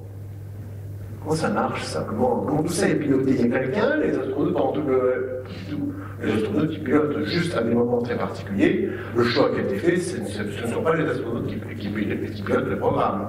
Le programme, il est programmé, par définition. Donc il est enregistré dans des ordinateurs. Et c'est ici, finalement, dans cette partie supérieure du 3e étage, que se trouve ce qu'on appelle la case à équipement. Donc ça, c'est une partie technique extrêmement importante, bien sûr. Donc on peut passer à l'image 80. Bon, ça c'est le schéma de la case à équipement, on y reviendra. Voilà. Donc la case à équipement, elle se présente comme ceci. C'est-à-dire c'est un anneau, en quelque sorte, sur lequel sont accrochés tous les systèmes dont on a besoin. Donc quoi? Par exemple, le système de détection d'urgence qui actionnera éventuellement la tour de sauvetage, c'est donc automatique en quelque sorte. L'ordinateur de bord qui déclenche différentes opérations, c'est-à-dire l'allumage et les extinctions des moteurs, tout cela est programmé dans l'ordinateur. Les calculs et la correction des trajectoires, tout cela est programmé dans l'ordinateur. Donc il faut transporter ces ordinateurs. La séparation des étages. On parlera, je vais dire dans quelques instants, quelques mots sur les ordinateurs du programme Apollo, bien sûr, hein, parce qu'on n'est pas avec les ordinateurs d'aujourd'hui, vous vous en doutez bien. Ensuite, vous avez tous les systèmes de guidage, de télémétrie, qui transmettent en temps réel aux équipes au sol les données collectées en différents points du lanceur, parce que dans le lanceur, vous avez différents points où toutes les données sont en permanence collectées, sont envoyées dans un ordinateur central qui lui-même communique donc aux équipes qui sont au sol. Alors c'est le comportement des moteurs, la température, les trajectoires, etc., durant toute la mission. Vous avez 9 gyroscopes. On trouve d'ailleurs ces gyroscopes déjà dans les fusées A4 V2, donc il a repris exactement la même chose. En fait, il ne fonctionne pas les 9, il n'y en a que 3 qui sont triplés par mesure de sécurité. Et puis, tout cela, effectivement, il faut de l'énergie électrique. Donc, vous avez 4 batteries qui fournissent l'énergie nécessaire aux différents équipements. Alors, quelques mots justement au sujet des fameux ordinateurs de bord dans les missions Apollo. Nous en étions au balbutiement des systèmes informatiques. Quelques années auparavant, nous en étions encore avec les ordinateurs, avec des cartes à trous. Ah oui. Donc, aujourd'hui, un iPhone 6, mes collègues qui sont très forts dans tous ces domaines, qui sont dans la même génération que moi, m'ont dit, mais pourquoi tu leur parles d'un iPhone 6? C'est complètement dépassé. Bon, je ne sais même pas ce que c'est qu'un iPhone 6. Bon, je suis probablement resté à cette époque-là, voilà. Alors, un iPhone 6, pour ne parler que de ça, gère environ 3,6 milliards d'informations à la seconde. Un ordinateur d'Apollo ne gérait que 41 informations par seconde. Autrement dit, la moindre clé USB que vous possédez tous est beaucoup plus puissante que l'ordinateur d'Apollo. Et pourtant, ce sont ces ordinateurs d'Apollo qui ont piloté la fusée Saturn V durant toute la mission. Et à part le premier alunissage, où au moment d'alunir, l'ordinateur a un peu perdu la tête parce qu'il recevait trop d'informations, donc là il s'est un peu emballé, il a commencé à dire au secours, je ne peux plus, état d'urgence et tout ça, donc ça donnait un peu chaud à tout le monde, mais c'était simplement l'ordinateur qui était saturé. Pour le reste, il n'a jamais eu véritablement de problème donc, avec ces ordinateurs que je qualifierais par rapport à nous de peut-être un peu préhistoriques. Voilà, donc nous avons présenté l'ensemble du lanceur. Je vois qu'il me reste quand même un petit peu de temps. Et il me reste un petit peu de temps, c'est extraordinaire, je ne m'attendais pas à ça, car j'avais prévu de m'arrêter là, mais je vais donc pouvoir continuer, et je suis très heureux, car je veux maintenant vous présenter quand même le vaisseau Apollo et le LEM, qui sont quand même très importants. Voilà. Alors, le vaisseau Apollo. Donc, enfin, ils font pas. Donc, c'est le train spatial, le vaisseau Apollo et le LEM, et nous allons commencer donc par la partie du vaisseau Apollo. Donc, ce vaisseau Apollo, il comprend deux parties. Je l'ai déjà dit, je le redis. Il comprend ce qu'on appelle le module de service, c'est ce que j'appelle le sac de survie du module de commande. Autrement dit, le module de commande, il porte dans son dos tout ce qui va être nécessaire à la survie des astronautes, à l'énergie et tout ça. Parce que nous en sommes finalement à nous diriger vers la Lune, il ne reste que ça, il faut aller sur la Lune, il faut allunir, il faut revenir sur Terre. Finalement, tout cela, cette partie-là, n'a été utilisée que pour aller jusqu'à l'injection translunaire. Et là, il nous reste quand même l'essentiel de l'émission à faire simplement avec ça. On pourrait vous dire, mais comment est-ce possible? N'oublions pas que les moteurs ne fonctionnent pas tout le temps. Une fois que vous avez lancé le véhicule à la vitesse qui va bien, si je puis dire, c'est l'inertie. Il n'y a pas de moteur. Un moteur, on le rallume que si on a besoin de faire une correction, et encore, on ne rallume pas le moteur principal, on a des petits moteurs annexes, etc. Mais il n'y a pas un moteur qui, en permanence, permet finalement au vaisseau Apollo d'aller sur la Lune. C'est l'inertie. Il est lancé, il continue jusqu'à qu'il arrive à proximité de la Lune, où là, effectivement, il va donc, si on laisse faire les choses, il tomberait en quelque sorte sur la Lune, d'une certaine manière, parce qu'il va être dans l'attraction de notre satellite, bien sûr, donc là, il va falloir remettre en route les moteurs pour ralentir la vitesse, etc. etc. Mais tant qu'on n'en est pas là, il n'y a pas lieu de rallumer donc le moteur. Donc le module de commande, c'est le cône supérieur, c'est la partie qui abrite l'équipage. Et comme je viens de le dire, le module de service qui contient le moteur de propulsion principal du vaisseau Apollo, c'est là où il y a l'essentiel des sources d'énergie, l'équipement nécessaire à la survie des astronautes. Donc commençons par le module de commande qui est le lieu de séjour, de résidence, pour le dire d'une façon élégante, des astronautes. Car ça n'est évidemment, vous imaginez bien, n'est pas extrêmement confortable. Et bon, voilà. Alors, il est de forme conique, il pèse 6 tonnes et demi, et sa structure externe comporte en fait une double paroi. Donc, vous avez une enceinte, l'image suivante, et une enceinte finalement que vous avez ici, voilà, donc qui est en structure de nid d'abeille. Et tout ça, le but, c'est bien entendu, c'est une enceinte thermique, en quelque sorte, qui va protéger du bouclier thermique qui recouvre la première paroi.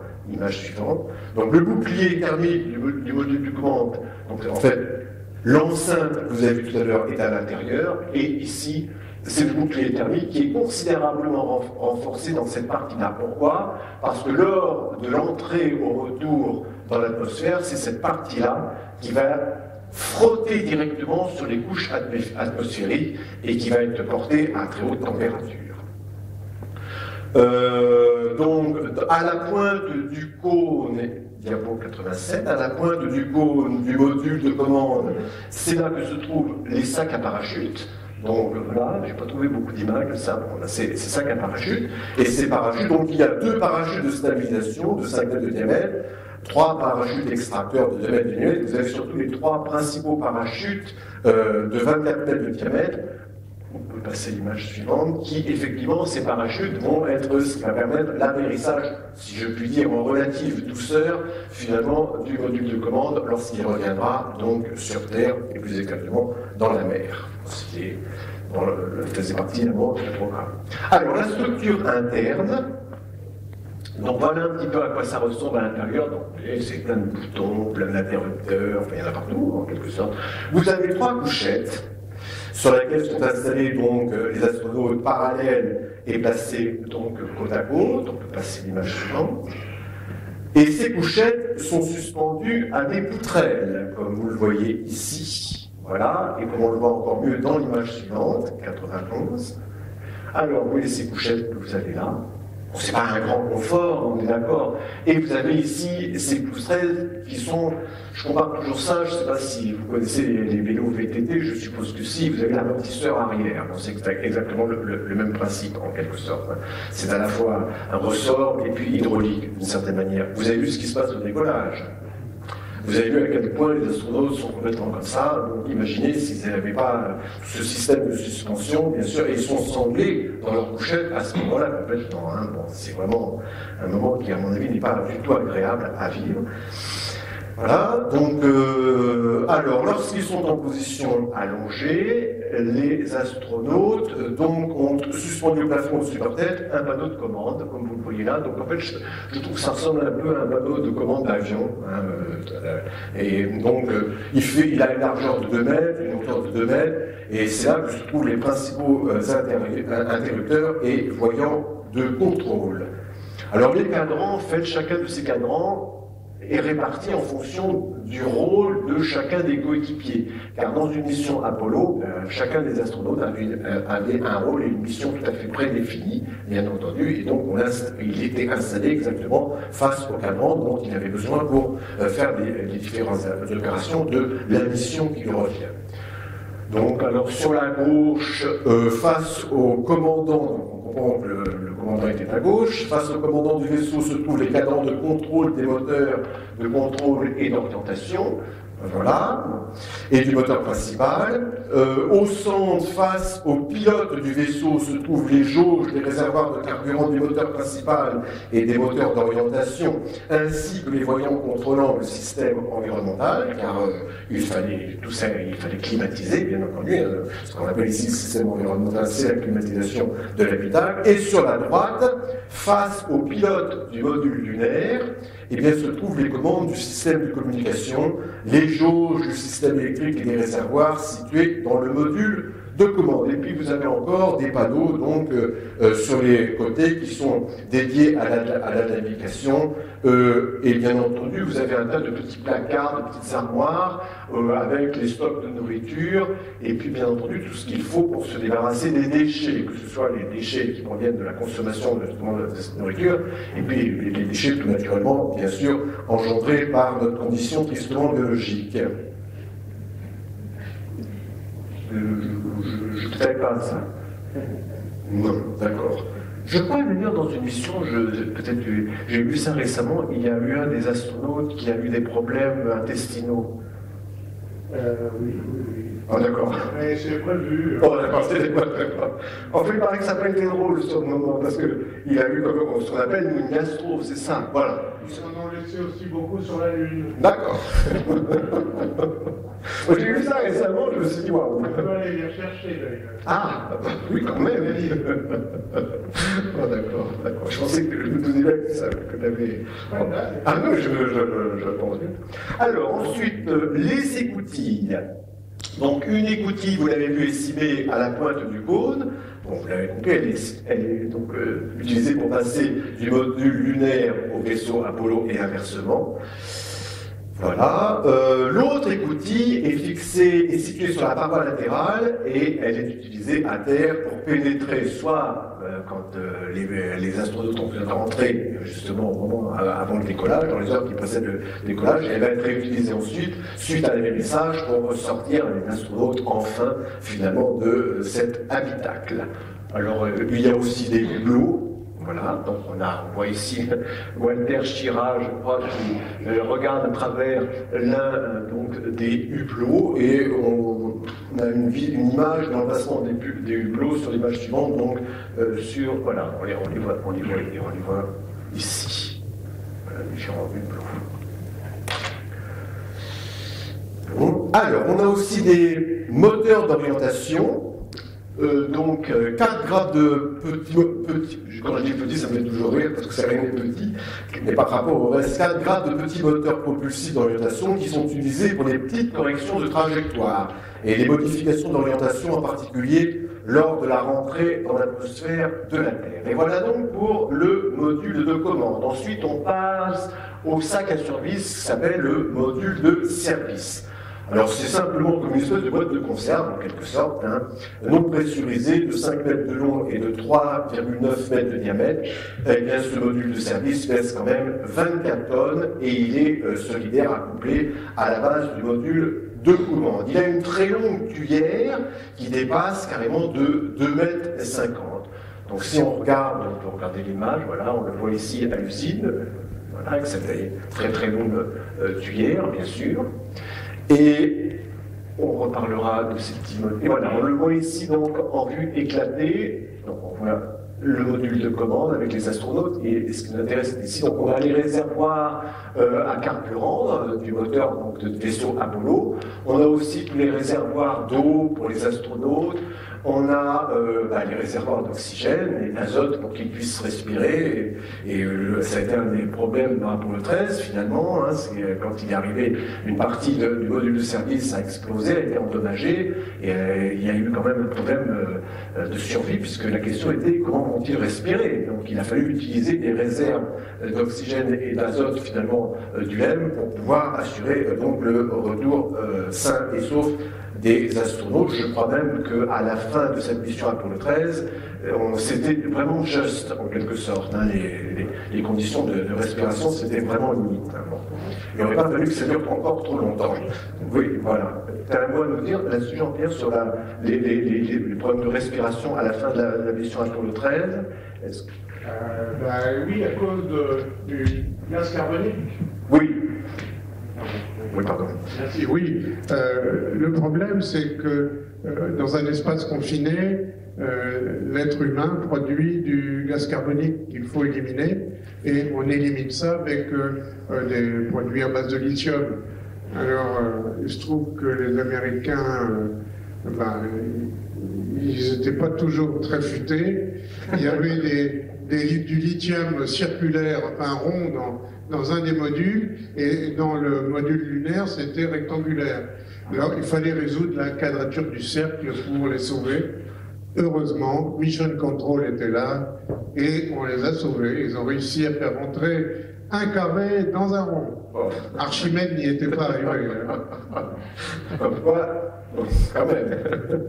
Il y a quand même des Américains... Oui, bon. Ils sont bons encore. Oui, ils sont bons. Parce que quand ils le font, ils sont bons. Il n'y a pas d'Américains dans la salle, donc d'accord. Ok. Alors, on continue, on passe à l'image suivante. Donc, il y a aussi dans ce module de service le compartiment à instruments scientifiques. On le voit donc ici ouvert. Voilà. 4 grades de petits moteurs de contrôle d'altitude. Bon, je pourrais rentrer dans les détails, mais j'ai enlevé beaucoup de choses parce que je me suis dit j'aurais jamais le temps, mais bon, finalement j'ai du temps, donc j'aurais pu écrire. J'ai plus beaucoup de temps, d'accord. J'ai encore le lait à faire. 4 petits moteurs de contrôle d'altitude, voilà. Continue.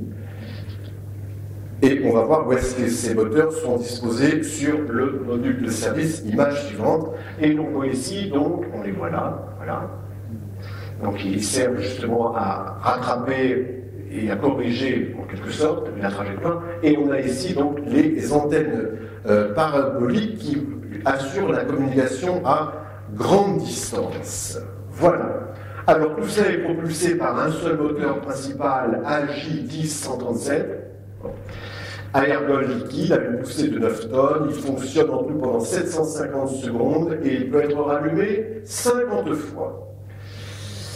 Donc il joue un rôle central dans la mission car il est utilisé pour l'insertion en orbite autour de la Lune, pour quitter ensuite cette orbite lunaire une fois l'équipage revenu de la surface de la Lune, et aussi il est utilisé, ce moteur principal, pour effectuer des corrections de trajectoire durant les transits aller et retour entre la Terre et la Lune.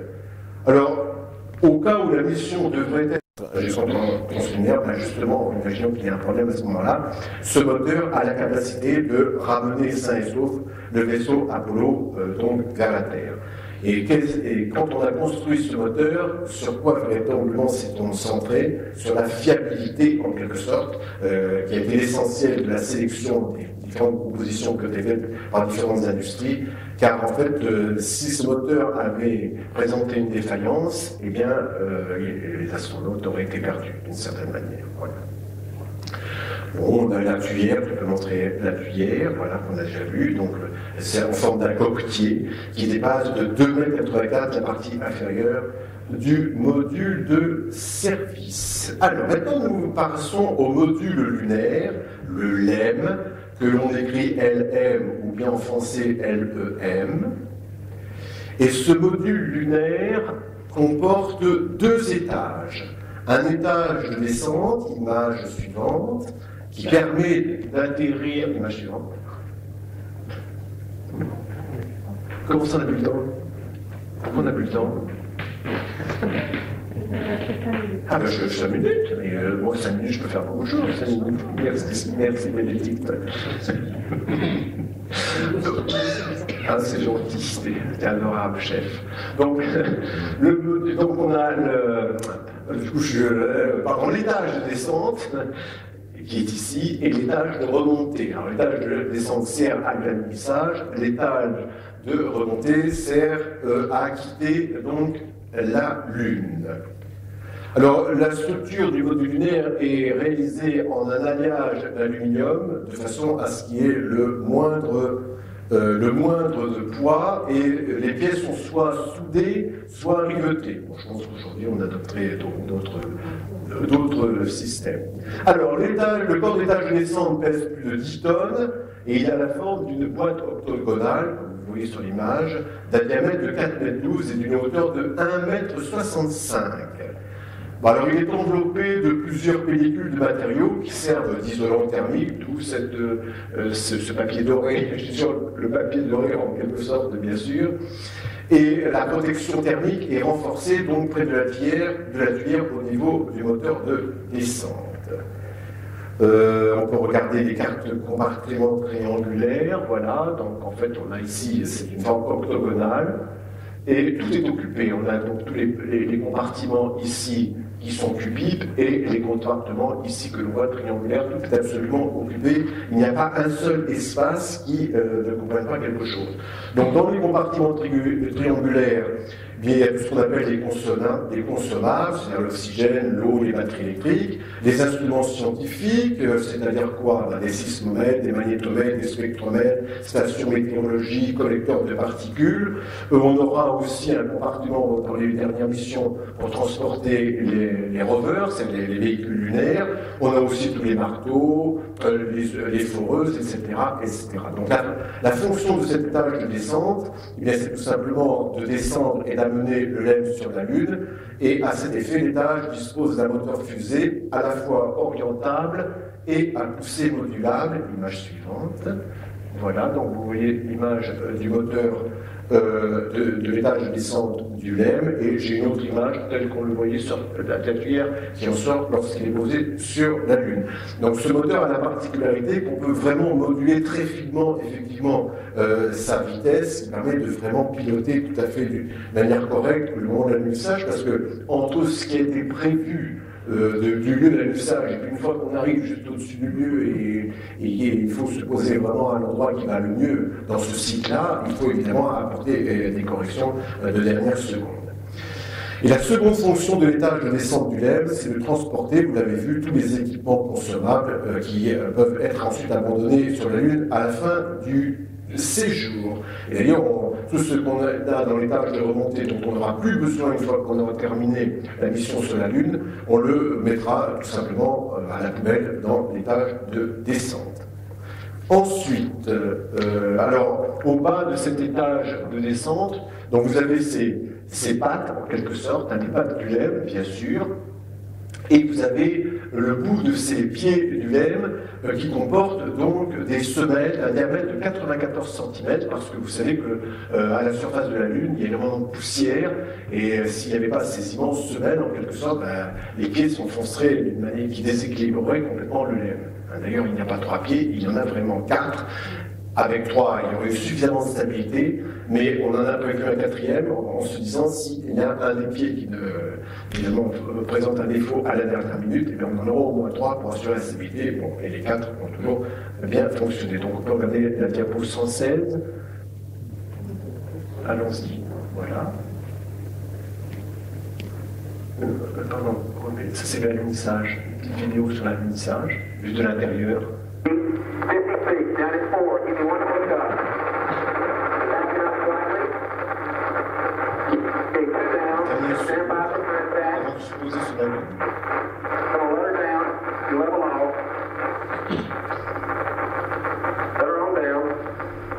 Okay, 76%, plenty fast. Contact. Stop. Move.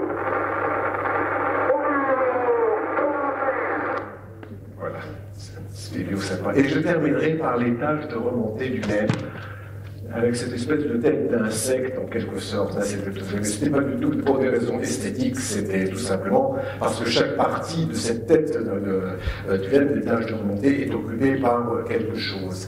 Alors, on peut voir effectivement donc, c'est une cabine pressurisée qui héberge les 2 astronautes avec un volume qui n'est pas très grand, 4 mètres cubes, et aussi également donc, qui abrite le moteur de remontée. On a des petits moteurs, je peux passer les images ensuite, voilà le moteur de remontée du LEM, on a ensuite des petits moteurs de correction tout simplement d'attitude, que vous voyez ici, bien sûr avec le LEM posé sur la Lune. Le schéma suivant montre la position de ces petits moteurs en correction donc d'attitude.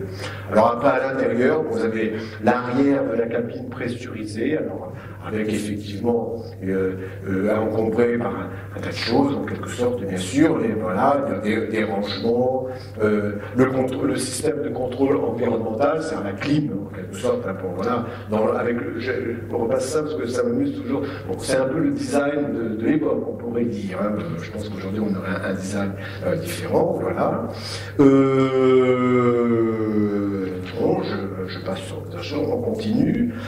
Passons à l'image 124. Donc on a la position de l'astronaute, effectivement. Donc vous avez ici les 2 hublots triangulaires, bien sûr, et vous avez l'astronaute est debout. On n'est pas assis pour piloter finalement le LEM, on est debout. Donc vous avez un astronaute qui est ici, un autre qui est ici, et le tableau de commande est doublé d'une certaine manière. Hein, voilà. À l'intérieur du LEM, il y a des couchettes pour que les astronautes puissent se reposer. Donc on voit ici lorsqu'ils sont aux commandes, et on voit ici la disposition de ces couchettes extrêmement spartiates, en quelque sorte, lorsqu'ils sont dans les moments de repos. On voit aussi donc ici les fameux hublots triangulaires, le tableau de bord du LEM, et on passe à l'image 129 avec le télescope pointeur d'astre à l'avant du LEM. Voilà, bon, je vais un petit peu vite parce que j'ai plus beaucoup de temps. On terminera donc par la vidéo 130. Allons-y. Le décollage de l'état supérieur. 99, proceeded, 3, 2, 1, ignition.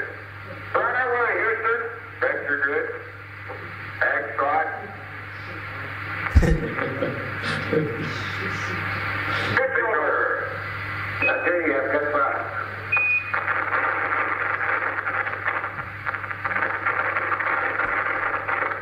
Okay, 30 seconds. 308 your number. Take up to 1,500 feet, and 8 stop looks good. Voilà, bon, j'ai sauté les petites choses, etc. Mais vous avez l'essentiel donc de ce que je voulais vous présenter ce soir de cette fusée extraordinaire Saturne V. Je vous remercie beaucoup de votre patience, de votre aimable attention.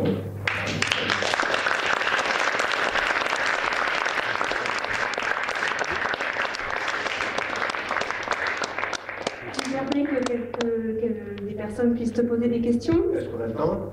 Oui. Bon, d'accord. Quelques questions? J'arrive.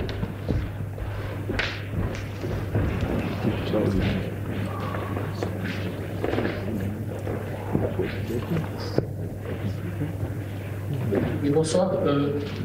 2 questions. Je suis là. Ah, pardon. 2 questions rapides. La caméra qui filme le départ de LEM, qui est-ce qui la pilote? Ah ben, il y a personne, elle pilote automatiquement, il n'y a personne. On a laissé personne sur la Lune pour filmer. Mais oui, comment vous... Oui, mais elle était programmée pour suivre exactement le cheminement du LEM. Vous pouvez la piloter directement. Je ne pense pas qu'elle était programmée. Je pense qu'il était possible. Et qui était derrière les manettes? Parce que depuis la Terre, c'est pas possible. Comment? Depuis la Terre, c'était pas possible. Non, il a compris la question. La question, c'est comment était pilotée la caméra qui filme l'état de remontée. Très intéressant.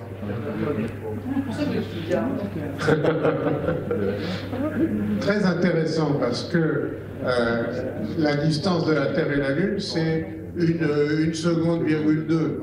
L'aller-retour, c'est 2 secondes et demie. Donc quand vous donnez l'ordre de bouger la caméra à distance, ça y est, vous avez loupé l'événement. Et là, ce qu'on a vu, c'est, je peux vous dire exactement, c'est le décollage d'Apollo 17.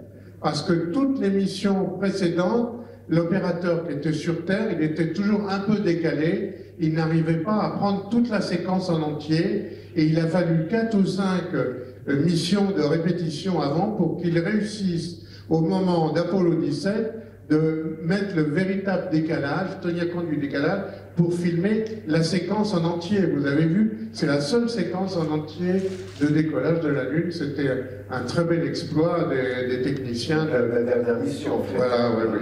Mais la question était la question était qui a piloté la caméra, c'est-à-dire qui a suivi.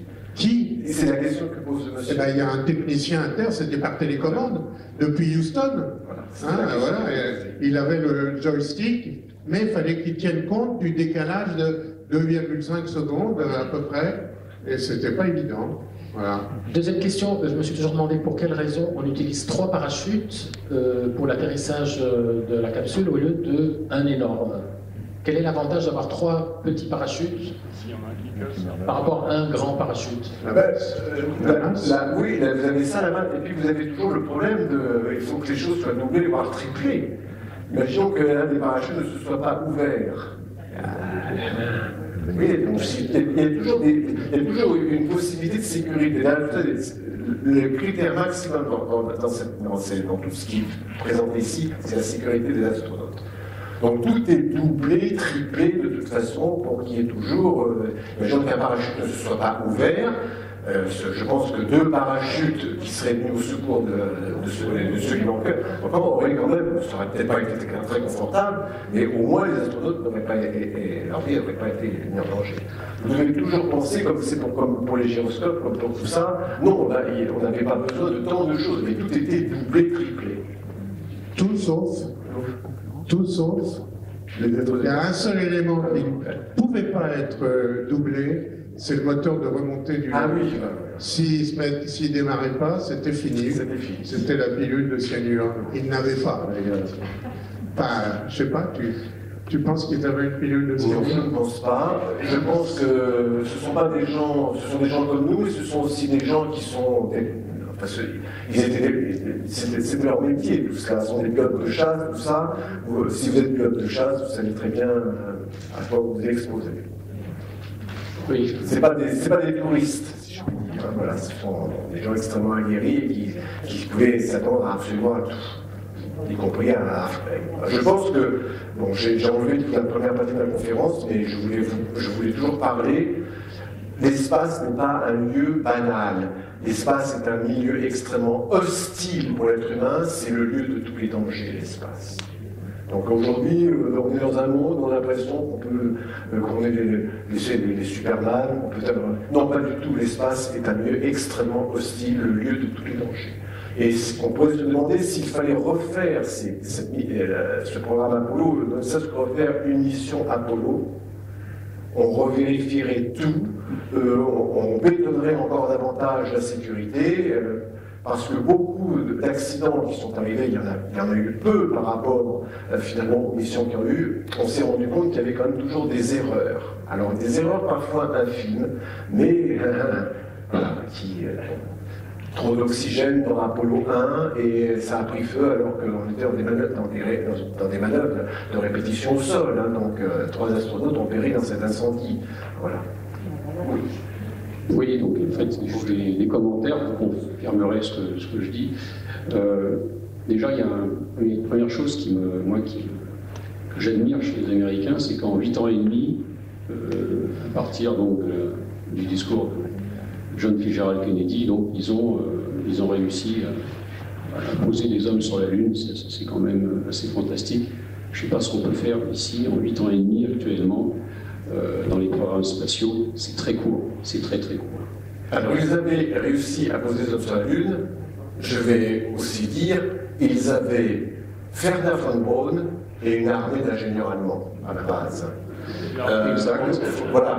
Au fond, on pourrait dire que le programme Apollo, c'est l'aboutissement de quelque chose. C'est vraiment l'aboutissement super réussi. faut quand même. C'est exact. Mais derrière tout ça, il y a Wernher von Braun, et je pourrais faire une conférence entière sur Wernher von Braun, il y aurait beaucoup de choses à dire. Voilà, et j'ai énormément d'admiration pour cet homme, parce que je pense que c'était un génie, pour raconter tout ce qu'on veut sur le plan politique. On discutera ça une fois.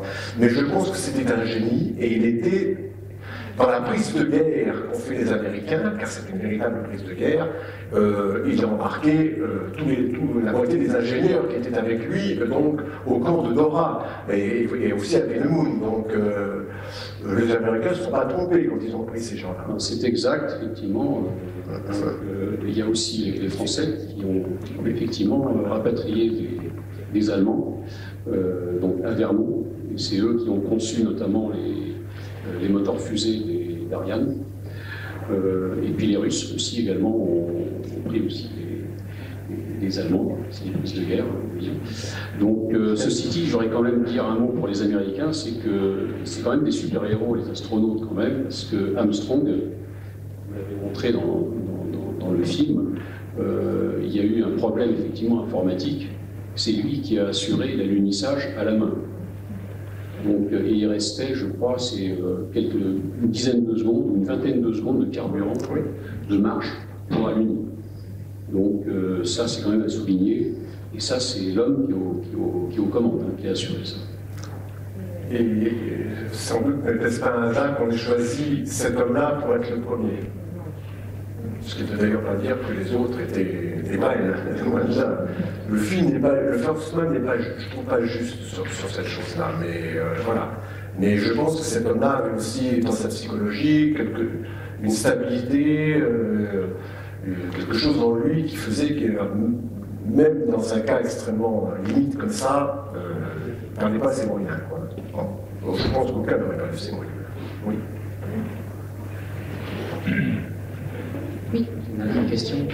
Oui, c'était pour dire, il y a eu 12 hommes sur la Lune. Pourquoi les Américains n'ont pas envoyé de femmes? Parce que les Russes avaient envoyé Valentina Tereshkova, je crois, dans l'espace.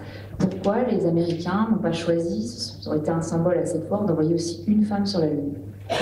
Personnellement, je n'ai pas la réponse à cette question. T'as pas entendu la question, c'est pourquoi les Américains, dans ce programme Apollo, n'ont-ils pas choisi des femmes astronautes, n'ont-ils choisi que des hommes? Oui.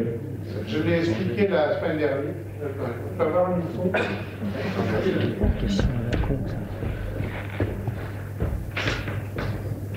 Merci. Oui, je vous avais expliqué la semaine dernière. En fait, il y avait un programme de femmes astronautes dès le début avec Mercury. Il devait y avoir 13 femmes qui ont subi les mêmes étapes d'entraînement que leurs collègues hommes. Et à la fin, le directeur des programmes américains a dit « No women ». Voilà, il n'avait, je ne sais pas, c'était un macho de première sûrement. Et en fait, la première femme dans l'espace, ça a été Valentina Tereshkova, la russe. Dommage. Et ces femmes ont été complètement oubliées et n'ont jamais été reprises dans des programmes spatiaux après. Bon, on a eu Claudie Ignoré, nous, quand même, qui sera là à la dernière conférence. Il faut vraiment venir. Bon, merci pour votre exposé qui était intéressant. Et sur le troisième étage de ce étage, pour les défenses, on remplacer est-ce que le troisième étage va ailleurs que dans le système solaire? Alors, j'ai expliqué, soit, donc, il y a, de toute façon, on lui donne une trajectoire divergente par rapport à la trajectoire du train spatial Apollo-LEM, et soit on l'expédiait en direction du Soleil, dans les premières missions, soit effectivement on le propulsait donc, pour s'écraser sur la Lune, de façon à faire des tests finalement avec les appareils qui avaient été mis en place. Et dans le cas d'Apollo 11, qui est la première mission lunaire, en quelque sorte, le troisième étage a pris une trajectoire d'urgence en direction du Soleil. Et ils reviennent d'ailleurs, comme je dis pas, ils reviennent. Ça peut être vers d'autres planètes aussi. Non, là, dans ce cas-là, ce n'était pas nécessaire. C'est pas ce qui était choisi, oui. Pourquoi on ne monte pas le LEM directement à sa place? Microphone.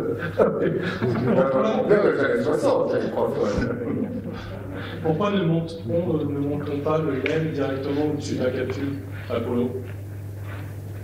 Pourquoi ne monte-t-on pas le LEM? Pourquoi on ne s'évite pas une manœuvre orbitale pour remettre le LEM Mais parce que le LEM n'est pas fait pour en fait assurer la mission.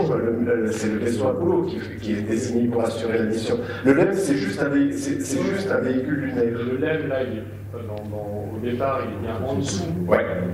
De comment? Pourquoi on ne le met pas directement? Mais il n'est pas aérodynamique. Et oui, voilà. C'est 1 millimètre d'aluminium. Ils sont une quoi? Vous ne pouvez pas le mettre dans l'atmosphère, il se désintègre. Mais pourquoi on ne l'avait pas mis une coiffe à ce moment-là? Ah oui. Ouais, excusez-moi. Oui, je voulais dire, le LEM, il n'est pas prévu pour travailler dans l'atmosphère. Et il a une forme d'ailleurs épouvantablement moche, vous avez remarqué, et il est recouvert, bon, c'est pas de la feuille d'aluminium de cuisine, mais c'est un petit peu plus épais, disons, et il serait incapable de pénétrer même les couches les moins denses de l'atmosphère. C'est pas prévu pour ça. Vous avez vu que dans le vaisseau Apollo, enfin particulièrement dans le module de commande, vous avez ce bouclier thermique, hein, qui est vraiment très important, qui a alourdissé énormément, bien sûr, et ce bouclier thermique, vous avez compris quelle est essentiellement sa fonction, c'est en pensant de le retour dans l'atmosphère. Bon, le LEM, c'est comme il dit, du papier aluminium. Le LEM, sa seule mission, c'était d'atterrir sur la Lune, d'allunir, et en fait, il a eu une deuxième mission lors d'Apollo 13. Il a sauvé les astronautes d'Apollo 13 parce qu'ils ont pu se servir de son volume, de son air, de ses réserves d'eau, et puis l'histoire des filtres à CO2 dont je vous ai parlé. Là. Mais ça a été la roue de secours pour Apollo 13. Apollo 13, c'est la mission je ne sais pas ce que tu en penses, Rémi, la mission la plus réussie de toutes les missions. Dans l'échec, ils ont ramené les astronautes. Dans cet échec, c'est une mission extrêmement réussie. Parce que tout a été il a fallu improviser, si je puis dire. Bon, il a fallu improviser et faire travailler son imagination. Après cet accident, qu'est-ce qu'on allait faire? Parce que rien n'avait été anticipé en quelque sorte. Donc, je pense qu'ils n'ont jamais perdu des astronautes dans l'espace. Oui. Je ne parle pas d'Apollo 1, c'était au sol. Vous parlez tout à l'heure de l'aspect, l'exploit finalement réussi par les Américains. Je veux quand même dire une chose, c'est que ce programme Apollo a été un exploit technologique. Bon, évidemment, et ça s'est pas fait. Il n'y a pas que les astronautes, il y a aussi la conception de la fusée, et il y a aussi les milliers de personnes, techniciens, ingénieurs et toutes les petites mains ouvrières qu'il ne faut jamais oublier, qui ont énormément travaillé et avec une surveillance. Je regardais une petite vidéo l'autre jour, bon, j'ai pas pu tout passer, mais on voyait des couturières, justement des parachutes, etc. Et puis vous aviez la surveillante qui était là et puis qui lui dit dites donc là, il y a un point, vous l'avez raté, vous recommencez tout ça. Pourquoi? C'est parce que la surveillante est méchante. C'est parce qu'un point raté dans la couture du parachute, ça peut être une catastrophe. Donc il y a aussi toute cette chose où tout a été pensé, mesuré. Enfin, c'est hallucinant, c'est complètement hallucinant. Et derrière tout ça, il y a une pression politique. Il faut quand même le dire. Il y a une volonté politique. Si on pourrait se dire aujourd'hui pourquoi est-ce qu'on ne retourne pas sur les... Il faut à la base une volonté politique. Voilà pourquoi le président américain vous présente le programme, il présente la fusée. C'est pas lui qui l'a inventé, hein. Il a rencontré Herbert von Braun avant de faire son discours, etc., qu'il a briefé, et mais il veut tout expliquer. Mais en quelque sorte, le président américain, avec le charisme qu'avait cet homme-là, en quelque sorte, il n'y en a pas tous les matins qui sait, avec un véritable charisme comme ça, je parle bien d'un véritable, pas un charisme surfait comme le sont la plupart des politiques, mais un véritable charisme dans le cœur, etc. Cet homme-là, quand il a présenté le programme, je pense que les ingénieurs derrière se sont dit, mais comment on va faire? Mais comment ça va être possible dans la décennie qui va venir? Mais je pense que beaucoup n'avaient pas vraiment idée de comment est-ce que ça allait se passer. Donc il a fallu faire vraiment travailler tout le monde et les ménages de tout le monde, je pense. Il y a beaucoup de choses qu'on pourrait dire par rapport à ça. Encore une question. Encore une question. Bénédicte, qu'est-ce que c'est? On en prendra une dernière après. D'accord, merci Bénédicte. Bonsoir, votre question technique. Pourquoi ils ont utilisé autant de types de carburants différents? Par exemple, le premier étage, c'était kérosène, second, hydrogène, si je me trompe. Donc le premier étage, vous avez compris, on est encore dans les couches atmosphériques de la Terre, en quelque sorte. Donc le kérosène, entre guillemets, ça va bien, hein, c'est comme pour les avions. Ensuite, on passe effectivement dans l'espace. Donc là, les carburants pour le deuxième et le troisième étage, c'est forcément de l'hydrogène et bien sûr le concurrent qui est de l'oxygène. Et on utilise encore d'autres carburants que je n'ai pas cités avec le moteur du vaisseau Apollo et les deux moteurs du LEM. C'est encore d'autres carburants qui sont utilisés. La réponse à cette question, sans rentrer dans les détails chimiques, c'est toujours le carburant optimum. Le moins possible, si je puis dire, est le plus optimum. Et le moins possible, pourquoi? Pour alléger, qu'il y ait le moins de poids possible. Car le poids est un problème. Déjà, imaginez la fusée, il faut déjà qu'elle ait la puissance de soulever son propre poids. Alors, il ne faut pas qu'elle ait que cette puissance, il faut qu'elle ait plus que ça. Mais déjà, il faut de la puissance pour soulever le poids de la fusée. Donc, beaucoup de sa puissance, déjà, est occupée par cela. Mais il lui faut, bien sûr, beaucoup plus de puissance que ça, sinon elle ne voudrait pas. Oui. On prend une toute dernière question ici, et après il va falloir quitter la salle rapidement, parce qu'on avait jusqu'à 9h. Merci. Je voulais savoir, avec toutes les expériences Apollo, l'effet des rayons cosmiques sur les astronautes. Est-ce qu'il y a eu une étude, il y avait des dosimètres, il y avait quelque chose? Parce que là, ils ont des radiations. Je pense que oui. Tu peux répondre à ça, Jean-Pierre? Oui. En fait, c'est le problème. À l'époque, on le sous-estimait un peu parce qu'on ne le connaissait pas bien. Et pendant les vols au-dessus de l'atmosphère terrestre, on est exposé à des radiations très importantes et très dangereuses pour le corps humain, notamment les cosmiques, les gamma de galactiques. Et il fallait bien, on ne le savait pas à l'époque, mais maintenant, quand on lance des missions, on essaye de viser par rapport aux explosions solaires, aux éruptions solaires qui sont les éruptions de masse coronale, qui sont très dangereuses. Et je sais qu'il y a une des missions, je crois que c'est Apollo 14, qu'on a pris un peu plein les moustaches. Donc on essaye de faire attention. Et ça, excusez-moi, ça sera le problème des missions longues, je pense. Bien, merci beaucoup Rémi Tropé. Bravo. Et rendez-vous la semaine prochaine. La semaine prochaine, donc, on reçoit Charles Frankel qui va nous parler de la géologie lunaire.